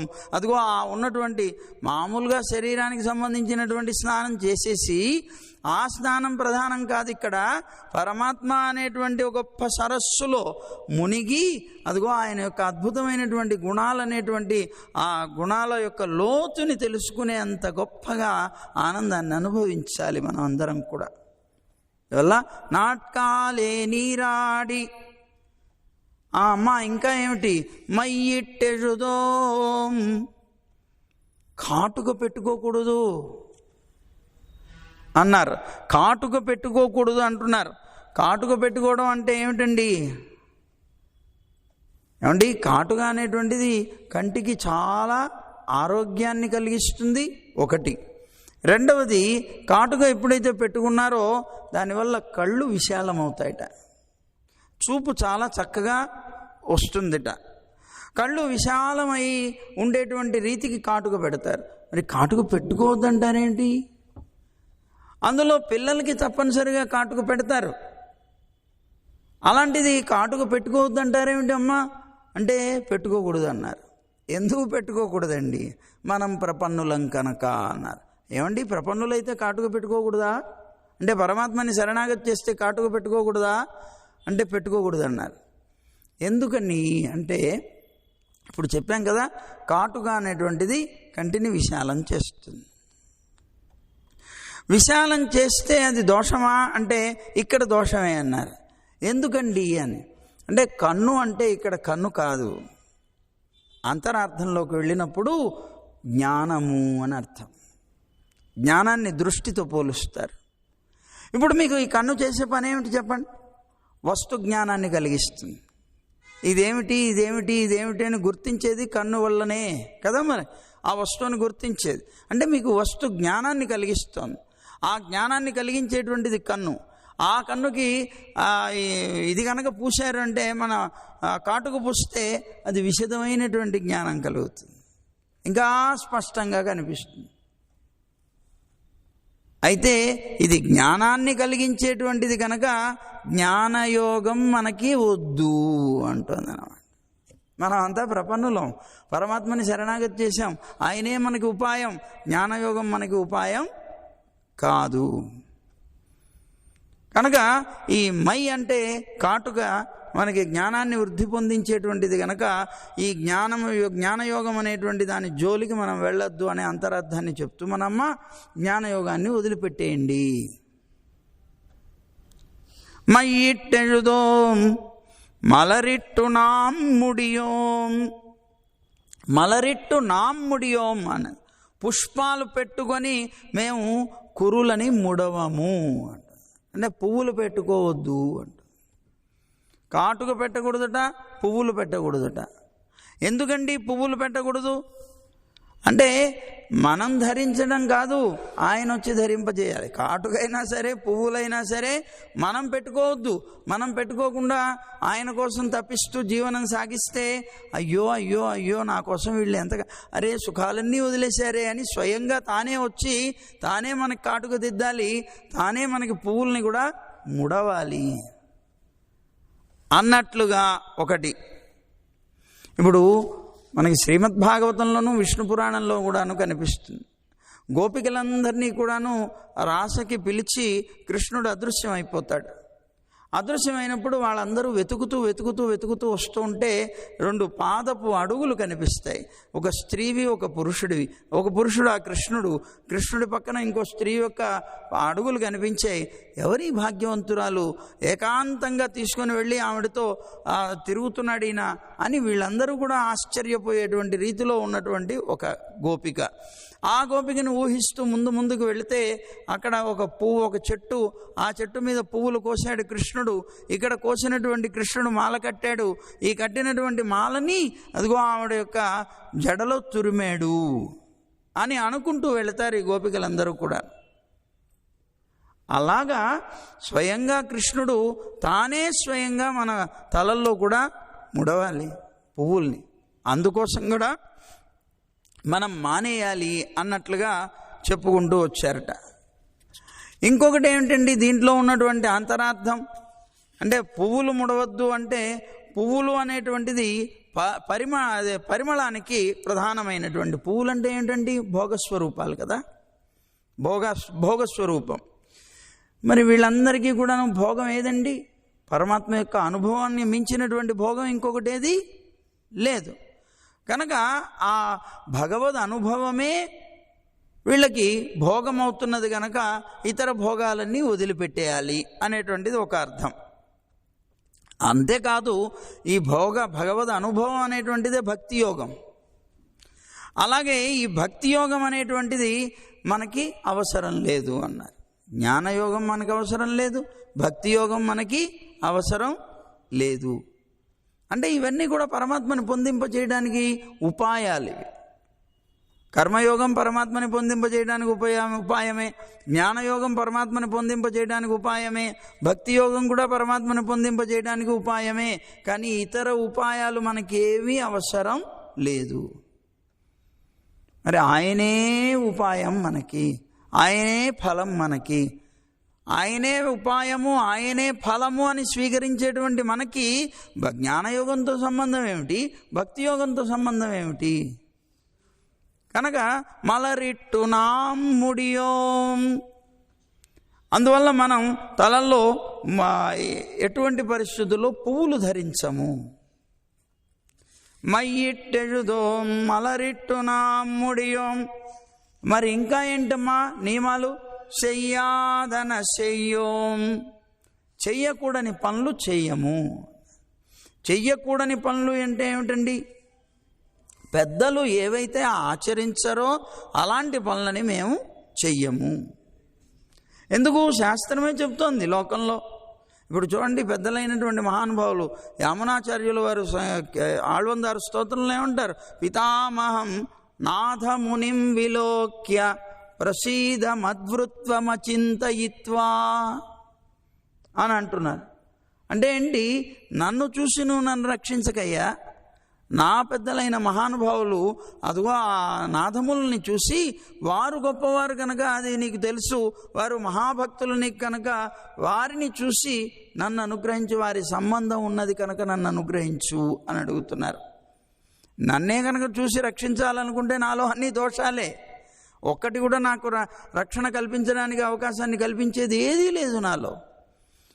కానీ నేను రక్షించమని ప్రార్థిస్తున్నాను. నేను ఈ ప్రార్థన కూడా నన్ను చూసి కాదు, నా పితామహులైనటువంటి నాదములని చూసి రక్షించు అని అన్నారు. అంటే అర్థం ఏంటి? అదిగో అలాంటి ఆ భక్తుల యొక్క సంబంధం కలిగి ఉంటే చాలు, దానివల్ల రక్షిస్తాడు అని. అంటే ఎందుకు? వారు ఏదైతే ఆచరిస్తూ వెళుతూ ఉన్నారో దాన్ని అనుసరిస్తూ వెళుతున్నాను కనుక నన్ను అనుగ్రహించు అని అర్థం. అంటే శిష్టాచారం అంటారు దీన్ని, పెద్దల యొక్క ఆచరణ. ఇప్పుడు మనకి భగవద్గీతలో కూడా యద్యద్ ఆచరతి శ్రేష్ఠ తత్తదేవ ఇతరో జనః సయత్ ప్రమాణం కురుతే లోకస్తదనువర్తతే అని చెప్తాడు పరమాత్మ. శ్రేష్ఠులైనటువంటి మహానుభావులు ఎవరైతే ఉన్నారో వాళ్ళు ఏదైతే ఆచరిస్తున్నారో అదే ఇతరులందరూ కూడాను ఆచరించాలి. అదే ప్రమాణమవుతుంది. సయత్ ప్రమాణం కురుతే లోకస్తదనువర్తతే, లోకమంతా కూడాను అదే ప్రమాణంగా అనువర్తిస్తుంది. శిష్టాచార సంపన్నులైనటువంటి వాళ్ళ యొక్క ఆచరణ మనకి ప్రమాణం. అందువల్ల వాళ్ళు ఏది చెయ్యలేదో అది మనం చెయ్యము, ఏది చేశారో అది మాత్రమే మనం అనుసరిస్తాము. చెయ్యాదన చెయ్యోం అన్నారు. అయితే మనకి అది మన యథాతే తత్ర వర్తేరన్ తథా తత్ర వర్తేథాః అనేటువంటి ప్రమాణం, ఉపనిషత్ ప్రమాణం కూడా అదే చెప్తోంది. వారు ఏదైతే ఆచరిస్తారో అది మాత్రమే మనం ఆచరించాలి అనేటువంటి ఒక నియమం పెట్టుకొని మనం బ్రతకాలి. మన పెద్దలు ఎలా చేస్తే అలా మనం వెళ్ళాలి. తీక్కురళై శండ్రోదోం. ఇంకా ఏంటమ్మా నియమాలు అంటే చెడ్డ మాటలు ఎప్పుడు మనం పలకకూడదు.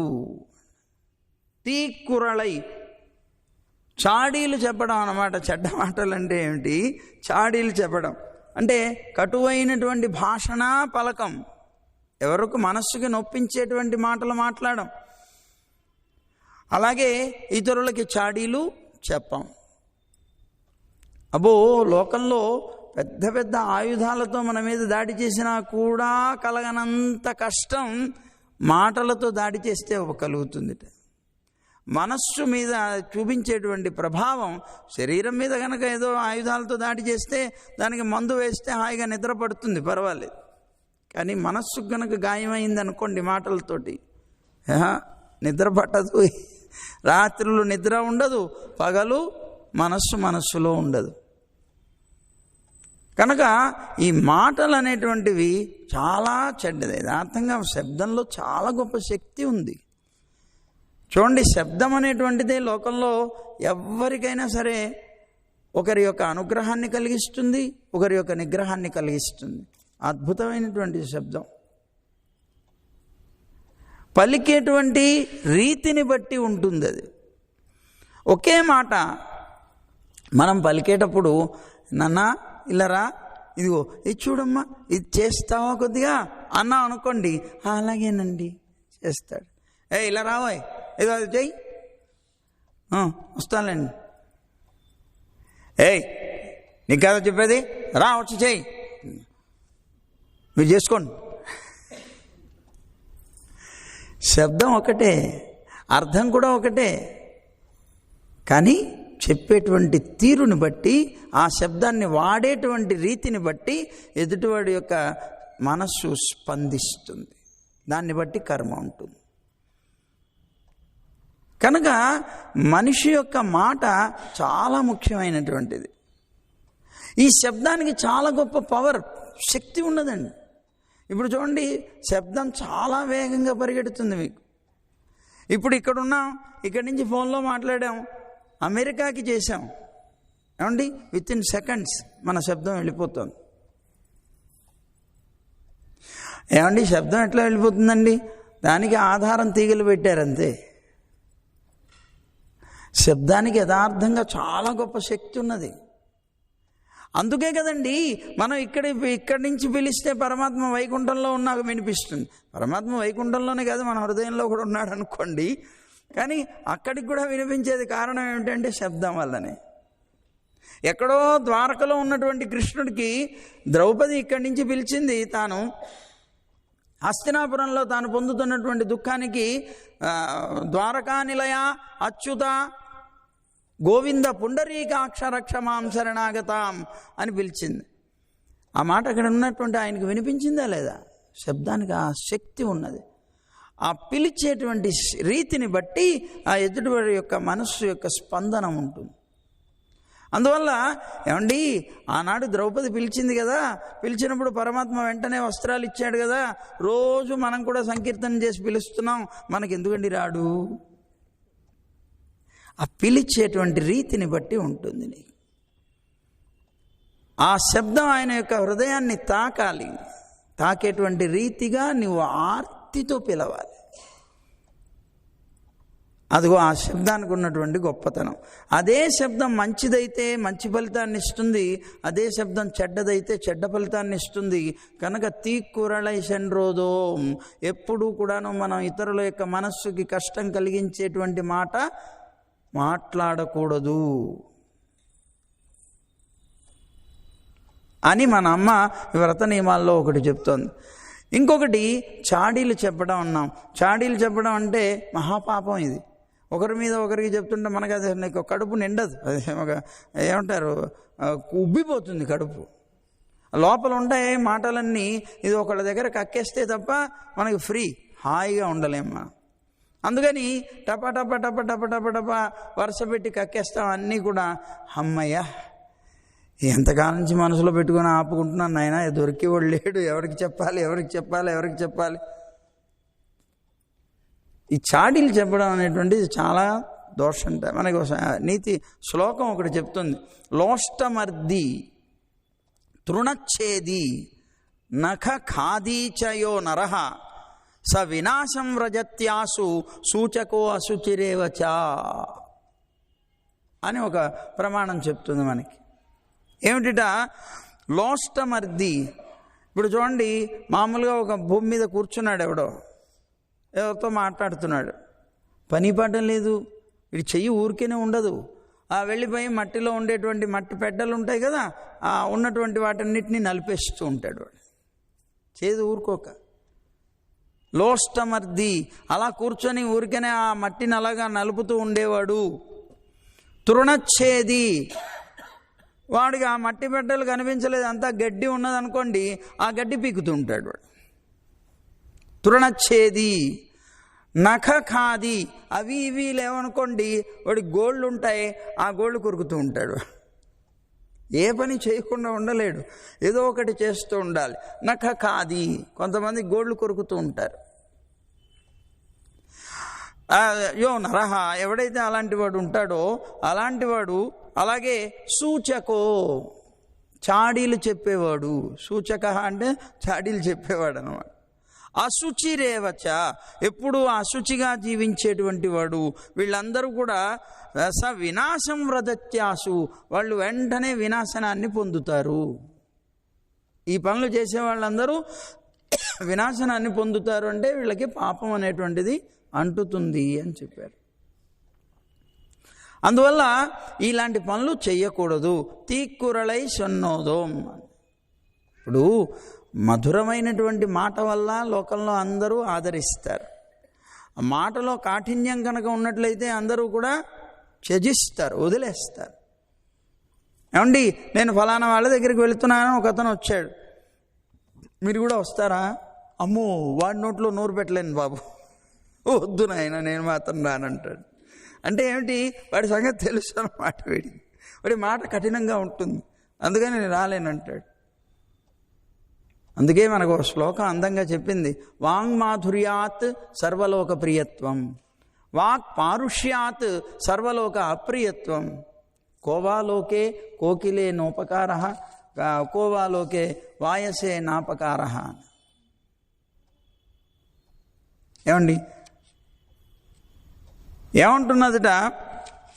ఇప్పుడు చూడండి, లోకంలో ఉండేటువంటి మనుషుల్లో కొంతమంది వాంగ్మాధుర్య, కోవాలోకే కోకిలేనోపకార. ఏమండి, రెండు ఉన్నాయి, కోకిల కాకి. కోకిల కాకి రెండు కూడా ఆకారంలో ఒక రకంగానే ఉంటాయి, రంగులో కూడాను ఒకే రకంగా ఉంటాయి, నల్లగా ఉంటాయి. పక్షి అలాగే చూడ్డానికి ఉంటుంది. కానీ కోకిల గనక అరుస్తూ ఉంటే వయస్సు నిండిపోయినటువంటి వాళ్ళు కూడా దాంతో గొంతు కలిపి అరుస్తారు. కుహు కుహు అంటుంటే 60 ఏళ్ళు వచ్చి 70 ఏళ్ళు వచ్చిన వాళ్ళు కూడా దాంతో గొంతు కలిపి కుహు కుహు అంటానికి ఇష్టపడతారు. కానీ కాకి వచ్చి మీ ఇంటి మీద వాళ్ళే అరుస్తుంటే మీరేం చేస్తారు? ఏమండి, కోకిల నీకేం ఉపకారం చేసింది, కాకి నీకేం అపకారం చేసింది? ఎందుకు కోకిల్ని అనుసరిస్తూ నువ్వు పాడావు, కాకి వచ్చి అరిస్తే దాన్ని ఎందుకు గెంటేస్తున్నావు? వాంగ్మాధుర్యాత్ సర్వలోక ప్రియత్వం. వాక్కులో మాధుర్యం కనుక ఉన్నట్లయితే లోకమంతా కూడాను చాలా ప్రియంగా చూస్తుంది. వాక్ పారుష్యాత్, పరుష్యమైనటువంటి మాట కనుక నీ దగ్గర ఉంటే సర్వలోక అప్రియత్వం, లోకం ఎవ్వరూ కూడా నిన్ను ఆదరించరు. కనుక కోకిల దగ్గర అలాంటిది ఉందండి, కంఠంలో మాధుర్యం, అందుకనే అందరు అనుసరించారు. కాకి దగ్గర భయంకరంగా ఉంటుంది, అందుకని వదిలేశారు అని అన్నారు. ఇప్పుడు చూడండి, ఆ కోకిల నిజంగా మనకు ఉపకారం చేసేటువంటిది. ఆ కాకి మనకి నిజంగా, కోకిల మనకి ఉపకారం ఏం చేయదు, కాకి ఉపకారం చేస్తుంది. కాకి ఉపకారం అనుకుంటే ఉపకారం అనుకోండి, ఇంటి మీదకి వచ్చి వాలిందనుకోండి, మనకు ఒక గుర్తు చెప్తుంటారు. కాకి కనుక ఇంటి మీదకి వచ్చి ఒకటేమైనా అరుస్తుంది అంటే ఇంటికి బంధువులు వస్తారు అని. బంధువులు రావడం ఇష్టమైన వాళ్ళకి అది ఇష్టమే, బంధువులు రావడం ఇష్టం లేని వాళ్ళైతే దాన్ని కష్టంగా చూస్తారు. కానీ ఇది ఉపకారం చేస్తుంది. ఇంతేనా, ఇంకొక ఉపకారం చేస్తుందట కాకి. మనకి తిరువజ్జయనాథులు అంటే పితృ సంబంధమైనటువంటి కార్యం చేసేటప్పుడు వాయస పిండం అని పెడతారు. కాకి ఉంచేటువంటి ఒక పిండం, అది కాకి వచ్చి తీసుకుంటుంది. కాకి తీసుకోవడం కాదట, ఆ కాకిలో పితృదేవతలు ఆ కాకి రూపంలోంచి వచ్చి తీసుకొని వెళతారు. దానికి ఇది వరం, ఆ కాకి వరం ఇది. అని చెప్తారు. మనకి దక్షయజ్ఞం జరిగినప్పుడు దేవతలందరూ కూడాను పరుగులు పెట్టి వెళ్ళిపోతున్నారట. వెళ్ళిపోతూ ఉంటే ఆ ఉన్నటువంటి శివుడు చేసేటువంటి అనేకమైనటువంటి ఆ కష్టాలని భరించలేక వెళ్ళిపోతూ ఉన్నటువంటి సమయంలో యమధర్మరాజు వెళ్ళాలనుకొని వస్తే తన యొక్క వాహనం కనిపించలేదట. అతను కంగారు పడిపోతూ ఉంటే కాకి వచ్చి నన్ను వాహనంగా చేసుకుని వెళ్ళండి అన్నదట. అందుకని కాకిని వాహనంగా చేసుకుని అక్కడి నుంచి తప్పించుకుపోయాట. అప్పుడు యమధర్మరాజు వరం ఇచ్చేట దానికి. ఎందుకు ఈ సంబంధమైనటువంటి అపర సంబంధమైనటువంటి దానికంతటికే యమధర్మరాజే ప్రధానం కనుక దానికి వరం ఇచ్చేట. ఇదిగో అపర కార్యం జరిగేటప్పుడు నీకు అంటే నీ రూపంలో నిన్ను ఆవహించి పితృదేవతలు వస్తారు, అందువల్ల నీకు కూడా ఆహారం దొరుకుతుంది, పితృదేవతలకి ఇది దొరుకుతుంది కనుక నీకు వరం ఇస్తున్నాను, ఆ విధంగా నువ్వు ఆహారాన్ని సంపాదించుకో అన్నాడు. అందుకనే దానికి వాయస పిండం అంటే వాయసం అంటే కాకే, దానికి పెట్టేటువంటి పిండం అని పేరు వచ్చింది. ఇంకా చెప్పాలంటే ఆ కాకిని పిలుస్తాం మనం ఆ సమయంలో, కా కా కా కా కా అని అది పిలిచి మరీ దానికి పెడతాం మనం. ఇది ఉపకారం నీకు చేస్తుంది. ఇంకా చెప్పాలంటే కాకి. కానీ కోకిల మహాబద్ధకిష్ట, తెలుసా మీకు అది? మహాబద్ధకిష్ట. ఎంత బద్ధకిష్ట అంటే తాను సంతానాన్ని గుడ్లు పెట్టవలసి వచ్చినప్పుడు తనకంటూ ఒక గూడు లేదట దానికి. అది కాకి గూడులోనే తిరుగుతూ ఉంటుందిట. అన్ని ఎక్కడ దొరికితే అక్కడ నివసిస్తుంది. దాని గూడు కట్టుకోవడానికి కూడా బద్ధకిస్తుంది. అందువల్ల గూడు దానికి ఉండదు. దాన్ని గుడ్డు పెట్టవలసి వస్తే పిచ్చిది వెర్రిది ఈ కాకి గూడులోకి వచ్చి పెట్టేసి వెళ్ళిపోతుందిట. పాపం ఈ కాకే తన గుడ్లే అనుకుంటూ దాన్ని పొదుగుతుందిట. దానికి ఎప్పుడు తెలుస్తుందిట అంటే కోకిల ఆ గుడ్డులో నుంచి బయటకు వచ్చిన తర్వాత కొద్దిగా పెద్దదైన తర్వాత దాన్ని గొంతెత్తిన తర్వాత కనిపిస్తుందట, అరేరే ఇది నాది కాదు, నా పిల్ల కాదు అని. అలాంటి బద్ధకిష్టు అదే బద్ధకిష్ట అయినప్పుడు ఇక మనకేం చేస్తుంది? ఉపకారం. కానీ దాని యొక్క కంఠంలో ఉన్నటువంటి మాధుర్యం ఉన్నదే అది గొప్పది. అందువల్లనే అందరూ అనుసరిస్తారు. అందువల్ల తీక్కురళై షన్నోదోం, ఇతరులకి కష్టం కలిగించేటువంటి మాటలు, చాడీలు కానీ ఇట్లాంటివి ఏవి చెప్పకూడదు అని అంటోంది మన అమ్మ. అందరికీ ఆనందాన్ని కలిగించేటువంటి మాటలే పలకాలి అని చెప్తోంది. అని చెప్తూ అయ్యముం పిచ్చయుం ఆందనయుం కైకాట్టి. అయ్యముం పిచ్చయుం, అయ్యముం పిచ్చయం అంటే ఏంటి? పేదలకి దానం చేయాలి. పూజ్యులైనటువంటి మహానుభావులు ఎవరైతే ఉంటారో అలాంటి వాళ్ళందరికీ భిక్ష పెట్టాలి. ఆ ఇచ్చేటువంటిది కూడా శక్తి కొలది ఇవ్వాలి. తన శక్తి ఎంత ఉంటుందో శక్తి మేర ఇవ్వాలి. అంటే శక్తి ఉన్నప్పటికీ కూడా దాచుకుంటాం మనం. సహజంగా మనం ఇవ్వగలిగినటువంటి ధనం ఉంటుంది, కానీ అప్పుడే బీద పలుకులు పలుకుతాం. యథార్థంగా ఎవరైనా వచ్చి బాబు నువ్వు ఇలా మంచి కార్యం జరుగుతోంది, నువ్వు ముందుకు వస్తావా, చేస్తావా అని అడిగారు అనుకోండి, మాకు అంత లాస్ వచ్చేసిందండి బాబు, మరి దగ్గర 100 కోట్లు ఉన్నాయి, దాని జోలికి వెళ్ళడు. ఈవేళ 10 రూపాయలు ఏదో కొద్దిగా లాస్ వచ్చింది, అదొకటి చెప్పు ఉంటాడు. నేను అబద్ధం చెప్పట్లేదుగా, నిజమే చెప్తున్నాను కదా. నాకు ఎంత లాస్ వచ్చిందండి, మేము చాలా ఇబ్బందుల్లో ఉన్నామండి, చాలా కష్టాల్లో ఉన్నామండి చెప్పేస్తాడు, దాన్ని పక్కన పెట్టేస్తాడు. అంటే ఏమవుతుంది ఇక్కడ? ఈ దానం చేసేటప్పుడు ఎటువంటి పరిస్థితుల్లో తన శక్తికి మేరగా ఇవ్వాలి తప్ప శక్తికి తక్కువగా ఇవ్వకూడదు, శక్తికి ఎక్కువగా కూడా ఇవ్వకూడదు. ఎక్కువగా ఇస్తే ఇంకా గొప్పదే, కానీ ఇవ్వలేడు. తక్కువగా మాత్రం ఇవ్వడానికి సిద్ధపడతాడు, కానీ ఇవ్వకూడదు. తన శక్తికి తగినట్లుగా ఇవ్వాలి అని అంటారు. కనుక దానం చేసేటప్పుడు అలాంటి రీతిలో చేయాలి. ఇదిగో ఎవరికి? పేదలకి దానం చేయాలి, పూజ్యులకి భిక్ష అనేటువంటిది ఇవ్వాలి, బ్రహ్మచారులకి అలాగే యతులకి భిక్షని ఇవ్వాలి అని చెప్తూ మన అమ్మ అనుగ్రహించింది. అంటే ఇంకొకటి, సత్పాత్రకి ఇవ్వాలి. ఇచ్చేటువంటిది కూడా ఎవడికో ఇచ్చేస్తాం మనం, కాదు, సత్పాత్ర దానం చేయాలి. సత్పాత్రలు అంటే మనకి అసలు సత్పాత్ర అనేటువంటిది దొరకడమే కష్టంగా ఉంది ఇవాళ. ఆ దొరికినప్పుడు ఇవ్వకపోతే వాడంత దురదృష్టవంతుడు ఇంకొకడు లేడు అని చెప్తుంది శాస్త్రం. కనుక సత్పాత్రులకి దానం చేయాలి అని చెప్తోంది అయ్యమం అని. దీంట్లో వేదాంతపరమైనటువంటి ఒక అర్థం చెప్తున్నారు ఇక్కడ. ఏమిటి అనంటే, అయ్యం అంటే భగవద్ అనుభవం అని, పిచ్చయం అన్నారు భాగవతానుభవం. భగవదనుభవం, భాగవతానుభవం అనేటువంటిది ఎవరు ఎంత కోరితే వాళ్ళకి అంత దానం చేయండి, దానం చేయండి అని చెప్తోందట. ఈ వ్రతంలో నియమం అది. మరి అందుకనే కదా మన అమ్మ కూడా ఆ భగవద్ అనుభవాన్ని దానం చేయడం కోసమే 10 మంది గోపికల్ని నిద్ర లేపే ప్రయత్నం చేసింది. ఆ భాగవత అనుభవం కోసంగా కొంతమందిని పిలిచింది. అంటే భాగవత అనుభవం చేసేవాళ్ళు ఉన్నారు, భగవద్ అనుభవం చేసేవాళ్ళు ఉన్నారు. వాళ్ళకి భాగవతోత్తములుగా తమ యొక్క గోష్ఠిలో చేర్చుకొని భాగవత అనుభవాన్ని కలగజేసింది. అలాగే కృష్ణుడి దగ్గరికి వెళుతున్నామని చెప్పి తీసుకొని వెళ్ళి వాళ్ళకి భగవద్ అనుభవాన్ని కలగచేసింది. అందువల్ల కైకాట్టి ఈ అయ్యముం పిచ్చయం ఆందనయం కైకాట్టి వాళ్ళకి శక్తి కొలది వాళ్ళందరికీ కూడాను దానం చేసి అని అంటున్నారు. ఆందనయం కైకాట్టి అంటే భగవంతుడిలాగా ఉదారంగా ఇవ్వాలి అన్నారు. భగవంతుడు ఉదారంగా ఇస్తాడండి? అవునండి. ఎట్లా?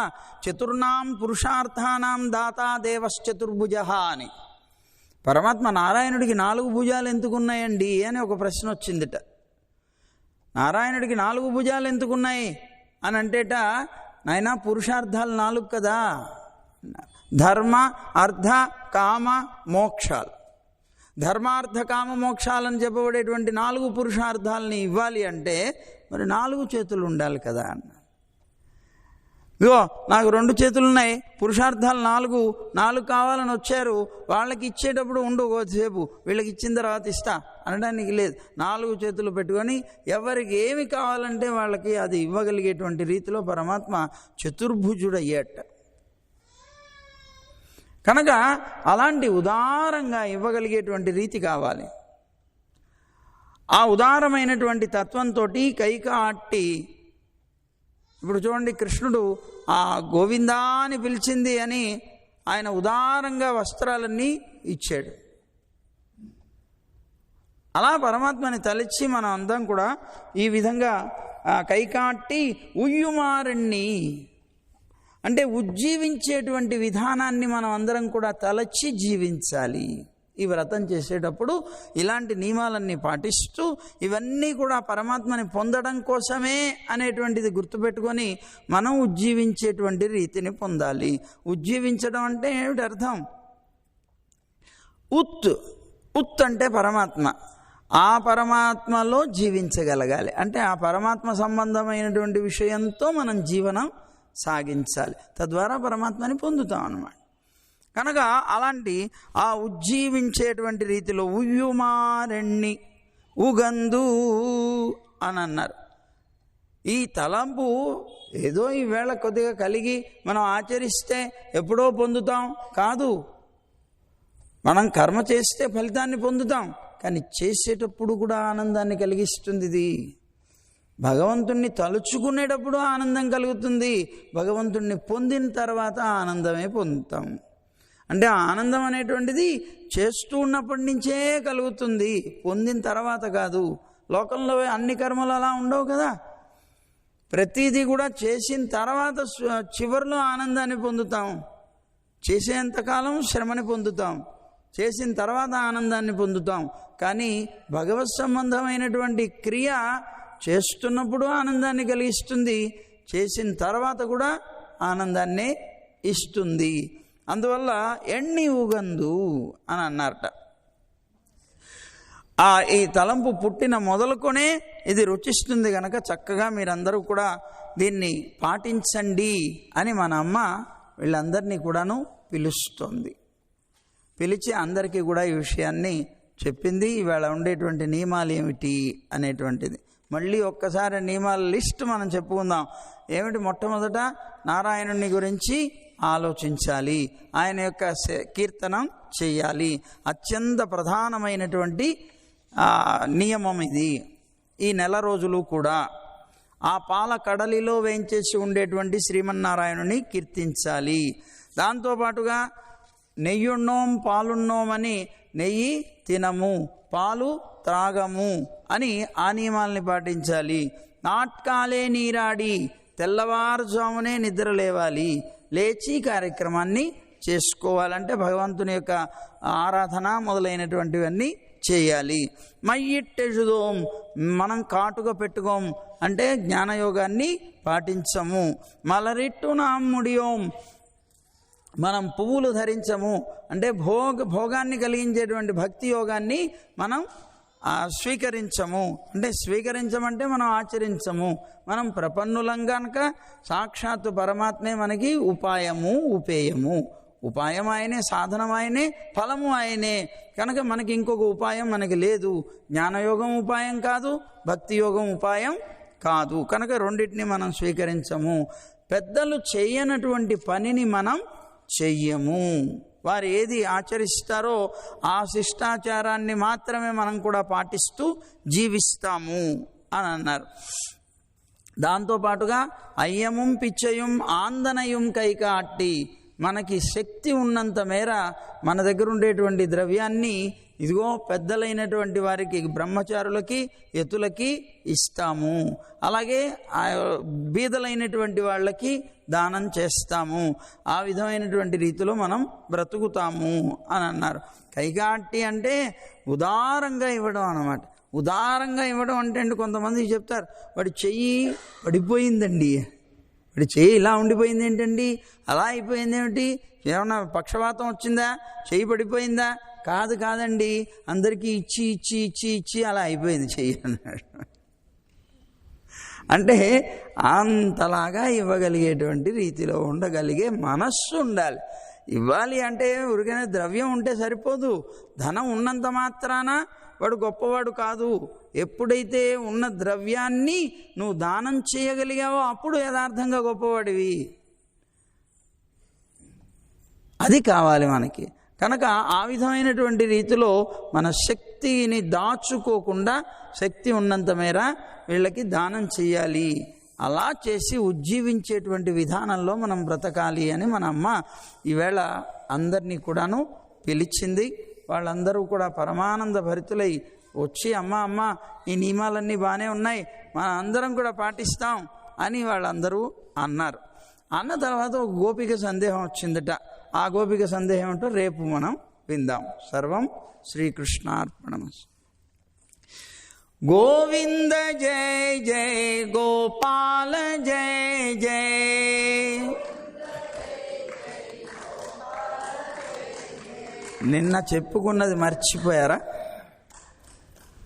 నిన్న మనం ఏదో చెప్పుకున్నట్టున్నాం కదా, మర్చిపోయారా? గోవింద జయ జయ గోపాల జయ జయ.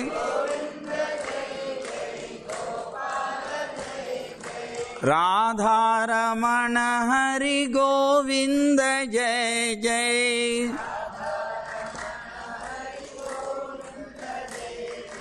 గోవింద జయ జయ గోపాల జయ జయ. రాధారమణ హరి గోవింద జయ జయ. గోదారమణ హరి గోపాల జయ జయ.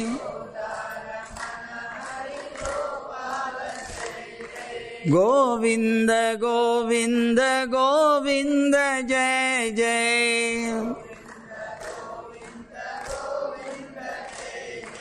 గోవర్ధనోద్ధార గోవింద జయ జయ.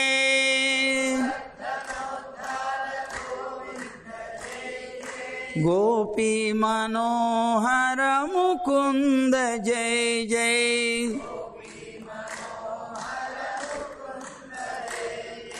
గోవర్ధనోద్ధార గోవింద జయ జయ.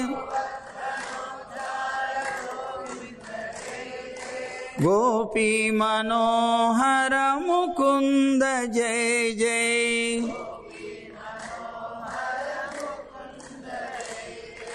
గోవింద జయ జయ గోపాల జయ జయ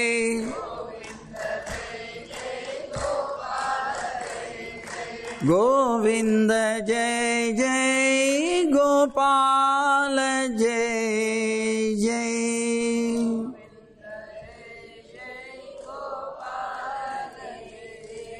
జై గోవింద జై జై గోవింద జై జై జై గోవింద జై శ్రీమన్నారాయణ జై జై శ్రీమన్నారాయణ జై జై జై శ్రీమన్నారాయణ. సర్వం శ్రీకృష్ణార్పణమస్తు.